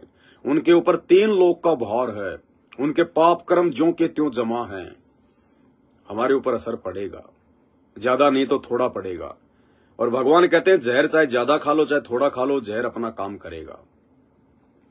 हम कच्चा सामान लाएंगे, अच्छी क्वालिटी का लाएंगे, देख कर लेके आएंगे और अपने घर पर लाकर धो मांज कर उनको साफ सुथरा करके फिर हम उसको पकाएंगे। पकाने के बाद सबसे पहले अपने गुरु भगवान को भोग लगाएंगे। वो सारा मैल, वो गंध, वो विषय वासना परमात्मा उस खाने की समाप्त कर देता है। भगवान उस भोजन को अमृत बना देता है। उसके बाद हम उसको ग्रहण करेंगे, क्योंकि गीता जी का विधान है। अध्याय 3 श्लोक 13 या 10 का 3 है, दास को ध्यान नहीं है, जिसमें ब्रह्म अर्जुन को कह रहा है कि जो व्यक्ति भगवान को भोग लगाए बिना, परमात्मा को भोग लगाए बिना अन्न खाते हैं या पकाते हैं, वो तो समझो पाप खा रहे हैं, पाप। तो ये दुनिया तो अपरिचित है। तो हम तो अपने घर पर लाकर साफ सुथरा बनाकर भगवान को भोग लगाकर फिर खाएंगे। हमने तो उन व्यक्तियों के घरों पर भोजन भी करना छोड़ दिया, पानी भी पीना छोड़ दिया। वो चाहे रिश्तेदार हों, चाहे यार दोस्त हों, चाहे हमारे खुद के ही भगत भाई बहन क्यों ना हो, जिनके घरों पर सतगुरु रामपाल जी भगवान को भोग की आरती के साथ में भोग नहीं लगता है, हमने तो उन भगतों के घरों का पानी पीना छोड़ दिया। क्योंकि भगवान का ही आदेश है, गीता जी में भगवान ने लिखवाया है, सतगुरु रामपाल जी ने, कि जो पूर्ण परमात्मा को भोग नहीं लगाते। अब पूर्ण परमात्मा कौन है, ये सतगुरु रामपाल जी ने बता दिया, शास्त्रों से साबित कर दिया कि वो पूर्ण परमात्मा है कबीर साहब, कबीर देव। और वो कबीर देव कौन है, क्योंकि आज तो है नहीं कबीर। हम जिसको हम कबीर मानते हैं, दाढ़ी मूंछ वाले को, आज तो है नहीं वो, तो भोग किसको लगाए। तो वो कबीर आज सतगुरु रामपाल जी के रूप में धरती पर आ चुका है। इसलिए हम परमात्मा को भोग लगाते हैं। और जो हमारे गुरु को भोग नहीं लगाता, ये सबका गुरु है, ये पूरे जगत का गुरु है, ये जगत गुरु है। गोरखनाथ से परमात्मा ने कहा था, गोरखनाथ में सबका गुरु आ। गोरखनाथ बोला, यही बात मोए लागे कड़वा, कि भैया सच्ची बात तो कड़वी लगेगी।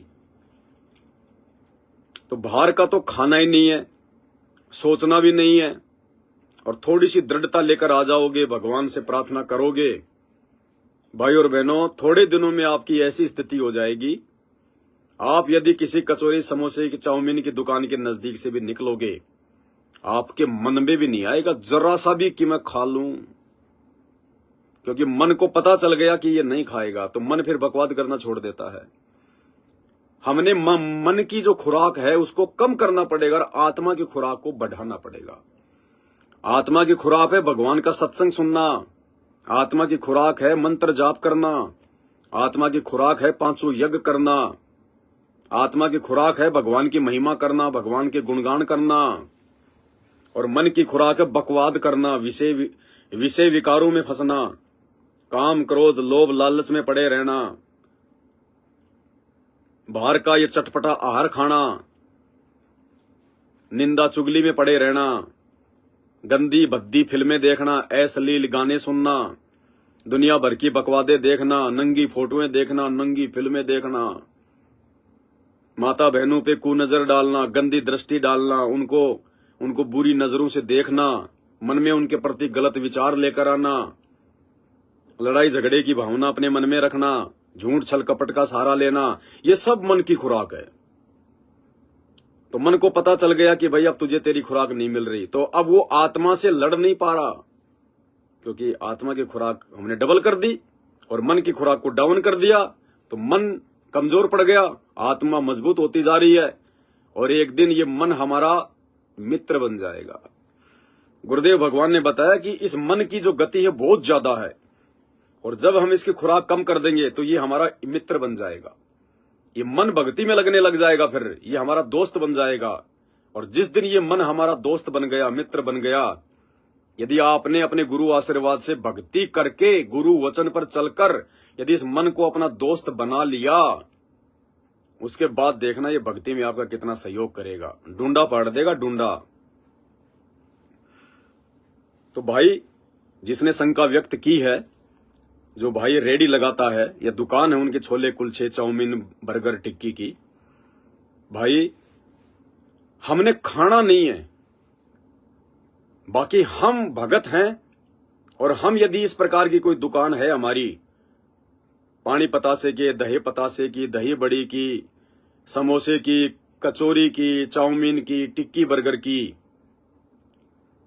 तो वर्तमान में तो दास को ज्ञान आधार से यही लगता है कि उसमें कोई दोष नहीं है, क्योंकि हम भगत हैं, हम कोई मिलावट नहीं कर सकते।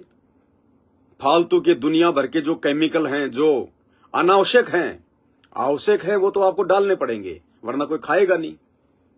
अनावश्यक फालतू के दुनिया भर के जो ज्यादा नुकसान पहुंचाते हैं हमारे जो है इसको बॉडी को, वो हम नहीं डालेंगे, क्योंकि जैसा हम खाएंगे वैसा ही हम दूसरों को हम खिलाएंगे। और जो हम बनाएंगे, सबसे पहले एक टिक्की, एक बर्गर जो भी हम बनाएंगे अपने भगवान के लिए एक डोने में, एक प्लेट में अलग से निकाल के रख देंगे, मंगलाचरण कर देंगे। अगर भोग की आरती दुकान पर नहीं कर पाते, लंबी है, मंगलाचरण कर देंगे। मार्केट से हम ऐसा भी कोई अशुद्ध सामान नहीं लेके आएंगे, घटिया सामान नहीं लेके आएंगे, सस्ता सामान नहीं लेके आएंगे। फिर आप भगत हैं, आपके साथ भगवान है। आप जब भी कोई सामान आप जी बनाओगे, बनाते समय या तो भगवान का वहां पे सत्संग चल रहा होगा, या फिर आप परमात्मा का मंगलाचरण कर रहे होंगे, आप परमात्मा के मंत्र जाप कर रहे होंगे, आरती वगैरह जी है जो है वो कर रहे होंगे। तो भक्ति का उस खाने में समावेश हो रहा है। वो जो खाना है वो मंत्रित हो रहा है, मंत्रित। और भगत के द्वारा बनाए गए ऐसे भोजन को जब कोई खाता है तो उसके भी शुभ संस्कार बनते हैं। वो खाना सामान्य संसार की तरह दुनिया के मन की वृत्ति को बिगाड़ने वाला नहीं है, विषय विकारों को बढ़ाने वाला नहीं है, तीनों गुणों के प्रभाव को जगाने वाला नहीं है। उस खाने में परमात्मा का आशीर्वाद हो गया है।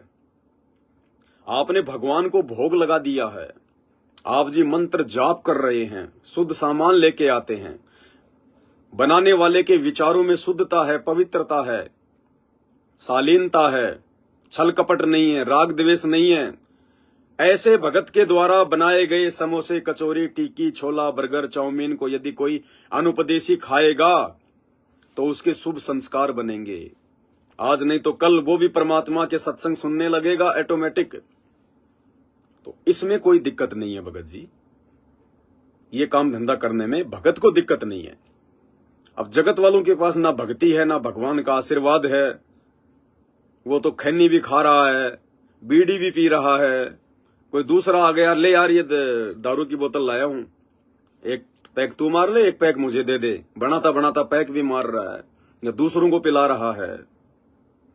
तो वहां तो टोटल काल है, काल। ऐसी जगहों पर यदि खाना खाएंगे तो मन, कर्म, वचन सब कुछ मैला हो जाएगा, दूषित हो जाएगा। इसलिए हमने खाना नहीं है बाहर। हाँ, यदि हमारे किसी भगत भाई की, जैसे आपने दुकान लगा रखी है, रेडी लगा रखी है, आप भगत हैं, तो यदि कभी कभार कोई भगत भाई बहन खाना चाहे तो अपने खुद के भगत भाई की दुकान पर जाकर वो खा सकता है, उसमें कोई दिक्कत नहीं है। क्योंकि हम चाहें तो पानी पतासी, चाउमीन वगैरह, आपकी ये कचौरी वगैरह, हम चाहें तो कभी कभार, हमेशा नहीं है। तो ये मन की खुराक है, क्योंकि इन चीजों में थोड़ा जो है वो चटपटा होता है। कभी कभार जैसे बच्चों की कोई इच्छा हो जाए तो कभी कभार माता बहनें अपने घर पर बना सकती हैं। चाहे पानी पतासी बनाओ, चाहे टिक्की बनाओ, चाहे समोसा बनाओ, चाहे कचौरी बनाओ, चाहे चाउमीन बना के दो। अब सुनने में आता है कि चाउमीन वगैरह में या मैगी वगैरह में कोई मतलब जो है मिलावट आती है। मैगी में तो काफी सुना है कि उसमें सूअर का वो चर्बी वगैरह। तो इन चीजों को ध्यान में भी रखना है। जिन चीजों में जो कच्चा सामान हम लेके आएंगे मार्केट से और उसमें यदि मिलावट आ रही है तो वो चीज ना हमने अपने घर पर लानी है, ना बना के खानी है, और ना किसी भगत भाई ने अपनी दुकान पर बना के लोगों को खिलानी है। जिनमें अंडे का प्रयोग होता हो, जानवरों की जो है चर्बी का प्रयोग होता हो, या मांस का कोई प्रयोग होता हो, उन चीजों को ना हमने खाना है, ना हमने बना के किसी को खिलाना है। बाकी आइटम महीने 20 दिन में कभी कभार आप जी अपने घर पर बनाकर खा सकते हो, कोई भी मिठाई बनाकर खा सकते हो, क्योंकि वो हम बना रहे हैं, अपने घर पर बना रहे हैं, हम भगत हैं। फिर भगवान को भोग लगाएंगे, फिर हम उस भोजन को ग्रहण करेंगे, तो उसमें नुकसान नहीं होगा, हमें फायदा फायदा होगा। उसमें कोई दूसरा खाएगा तो वो प्रसाद ही बन गया। तो भाई अगर आप मार्केट में लोगों को इस प्रकार का भोजन आप जी जो खिला रहे हो तो आप तो दुनिया को जो है प्रसाद खिला रहे हो। लेकिन ध्यान रखना, ज्यादा चटपटा नहीं, ज्यादा तीखा नहीं, जो जैसे परमात्मा प्रेरणा करें, क्योंकि ज्यादा तीखा ज्यादा चटपटा ये काल का आहार है, काल की खुराक है, मन की वासना है। तो आप शुद्ध सामान लेके आओ मार्केट से, अच्छी क्वालिटी का लेके आओ, क्योंकि हम भगत हैं। हम सांसारिक लोगों की तरह लोगों से ज्यादा जो है मतलब कमीशन हम नहीं लेंगे, क्योंकि लोगों की तो ना जाने कितनी जो है मतलब इच्छाएं हैं, डिमांड हैं। वो सांसारिक जीवन जी रहे हैं, उनको गाड़ी भी लानी है, उनको फ्रिज भी लाना, उनको बेटा बेटी की शादी भी करनी है, उनको बेटा बेटियों को बड़ी बड़ी स्कूलों में पढ़ाना है, इंजीनियर बनाना है। इसलिए वो दो रुपए की चीज के वो 10 रुपए चार्ज करते हैं। लेकिन एक सत्संग में परमात्मा ने बताया कि अगर आप भगत हैं या कोई भी मतलब जगत वाला आदमी है, विधान तो भगवान का सब पे लागू है। गुरुदेव ने बताया कमीशन भी जायज होना चाहिए। यदि आप नाजायज कमीशन लेते हैं, जायज कमीशन क्या होता है, आपकी जो आवश्यकताएं हैं वो पूरी हो जाएं, बस इतना ही आपने अपना काम करना है, इतना ही आपने लोगों से लेना है, चार्ज करना है। यदि आप फालतू का धन संचय करने के मकसद से, प्लाट पर प्लाट खरीदने के मकसद से, मकान पर मकान बनाने के मकसद से, बच्चों के फालतू में शौक पूरे करने के मकसद से, यदि आप भगत होकर भी नाजायज जो है चार्ज करते हैं, 20 रुपए के समोसे के यदि आप 40 रुपए लेते हैं, 50 रुपए लेते हैं, तो वो नाजायज है। 20 रुपए की चीज के 30 रुपए आप ले सकते हैं, 10 रुपए जायज है, आपकी मेहनत है। लेकिन उसका डबल चार्ज करना ये नाजायज है। वो पैसा रुकेगा नहीं घर में, चाहे भगत हो चाहे जगत हो, परमात्मा भी नाराज होगा। फिर हम मेरे जगत में क्या अंतर हुआ? उनको लगना चाहिए दुनिया वालों को कि यार ये जो बाबा रामपाल का भगत है ना यार, इसका सामान भी बहुत अच्छा है, टेस्ट भी बहुत अच्छा है, और हमने तो इसके कितने समोसे कचौड़ी चाउमीन खा लो, पेट में दिक्कत ही नहीं होती यार, और इसके पैसे भी डाउन है यार, पैसा भी ये दूसरों से 5 रुपए कम ले रहा है। तो देखो हमारे भगवान का नाम हुआ, लोगों के दिलो दिमाग में आपकी एक अच्छी जो है मतलब छवि होगी, और जितना आपके यहां खाएगा उतने उसके संस्कार बनेंगे, भगवान से जुड़ेगा, वो भी आपका गुरु भाई बन जाएगा। तो भाई इस प्रकार से हमने अपने आचार विचार व्यवहार से भी हमने दूसरे जगत वाले भाई बहनों को जो है वो प्रभावित करना है कि आज के समय में ऐसे इंसान भी हैं धरती पर। दुनिया तो पैसों के लिए ना जाने लोगों को जहर खिला रही है, और ये देखो कितना अच्छा भोजन खिला रहे हैं, साफ सुथरा खिला रहे हैं, सफाई से खिला रहे हैं, और चार्ज भी लोगों से डाउन कर रहे हैं। तो उनकी आत्मा जो है संतुष्ट होगी। और आप और हम भगत भाई बहनों को चाहिए कितना? हमें इतना चाहिए, साईं इतना दीजिए जिसमें कुटुंब समाव, हम भी भूखा ना रहें और अतिथि ना भूखा जाए। तो भाई और बहनों, अब हर प्रकार से हमने सोच समझ के विचार करके भक्ति मार्ग पर आगे बढ़ना है। तो आप जी अपनी रेडी लगाओ भगत जी, मालिक को भोग लगाओ, बढ़िया खाना बनाओ, दुनिया को खिलाओ, कोई दिक्कत नहीं है। ज्यादा तीखा वाखा ज्यादा वो मत करो है? और जायज जो पैसा है वो लो, और अपनी रोज की जो कमाई होती है परमात्मा का 10वां अंश निकालो, मालिक के दरबार में रखो, परमात्मा साथ रहेगा हमारे, कभी दिक्कत आने नहीं देगा भगवान। तो आज दास को लगता है ये 2 ही शंकाएं लेना उचित है। दास ने सोचा था कि 15-20 शंकाएं थी भाई बहनों की, दास 15-20 को पूरा कर देगा, लेकिन दास की नहीं चलती है। दास तो केवल बैठ जाता है सोच करके ये बोलना है, लेकिन बैठने के बाद तो परमात्मा ने देखना कि क्या बुलवाना है, इसलिए 2 ही शंकाएं हो पाई हैं। बाकी परमात्मा दया करेंगे, धीरे धीरे लाइव साथ संगति के माध्यम से आपके सामने रूबरू होते रहेंगे, और धीरे धीरे ऐसे ही, क्योंकि भाई और बहनों हमने इस काल के जाल को सतगुरुदेव भगवान के आशीर्वाद से बिल्कुल काट के रख देना है। गुरुदेव कह रहे हैं ना कि बच्चों अब तुम काल की छाती में टक्कर मारोगे सीधी। तो ये साथ संगत वाले भाई बहन अब काल की छाती में टक्कर मारने के लायक हो गए। टक्कर कम मानेंगे जब कोई शंका रहेगी नहीं, जब काल हमें भ्रमित कर ही नहीं पाएगा। इसलिए ज्यादा से ज्यादा सतगुरुदेव भगवान के सत्संग सुनो, और जो भक्ति गुरुदेव ने दे दी, जिसको जैसा भी कोई मंत्र मिला हुआ, प्रथम मंत्र या सतनाम मंत्र जो भी है, ज्यादा से ज्यादा हमने हर समय भगवान के मंत्र करने हैं। भगवान की आरती हमने टाइम पे करनी है, विधि से करनी है। और सात संगति की वीडियो जैसे आपको समय मिले, दिन में 1 आधा घंटा सात संगति का वीडियो भी देख लो। जानकारी रहेगी तो मर्यादा टूटने से बचेगी, मर्यादा टूटने से बचेगी तो भक्ति बनेगी, भक्ति बनेगी तो भगवान प्रसन्न होगा, और भगवान प्रसन्न हो गया तो फिर रह क्या गया, सीधा मोक्ष हो गया। और बाकी जो पाठ की वाणियां आप भाई बहनों के जो घरों पर जा चुकी हैं, कुछ एक भाई बहनों को थोड़ी बहुत शंकाएं हैं तो वो उनके लिए भी हम लाइव आएंगे।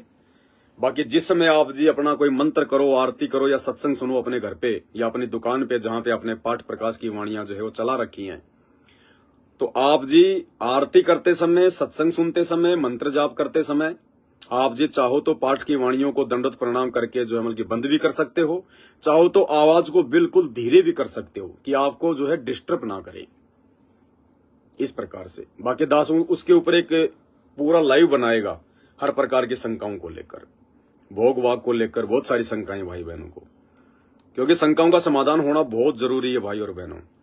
और परमात्मा ने इसीलिए दास की ड्यूटी लगाई है इस कुत्ते की। तो दास हर संभव जो है प्रयास करेगा कि मालिक के आशीर्वाद से सोशल मीडिया बैन होने से पहले पहले, इंटरनेट वगैरह बंद होने से पहले पहले, और ये युग परिवर्तन का समय है, इसमें किसी भी प्रकार की भयानक या विनाशक कोई आपत्ति आने से जो है वो पहले पहले, ताकि आप और हमारा जो संपर्क है वो कटने से पहले पहले हम हर प्रकार की काल के जाल से, सूक्ष्म चाल से हम लोग जो है वो परिचित हो जाएं।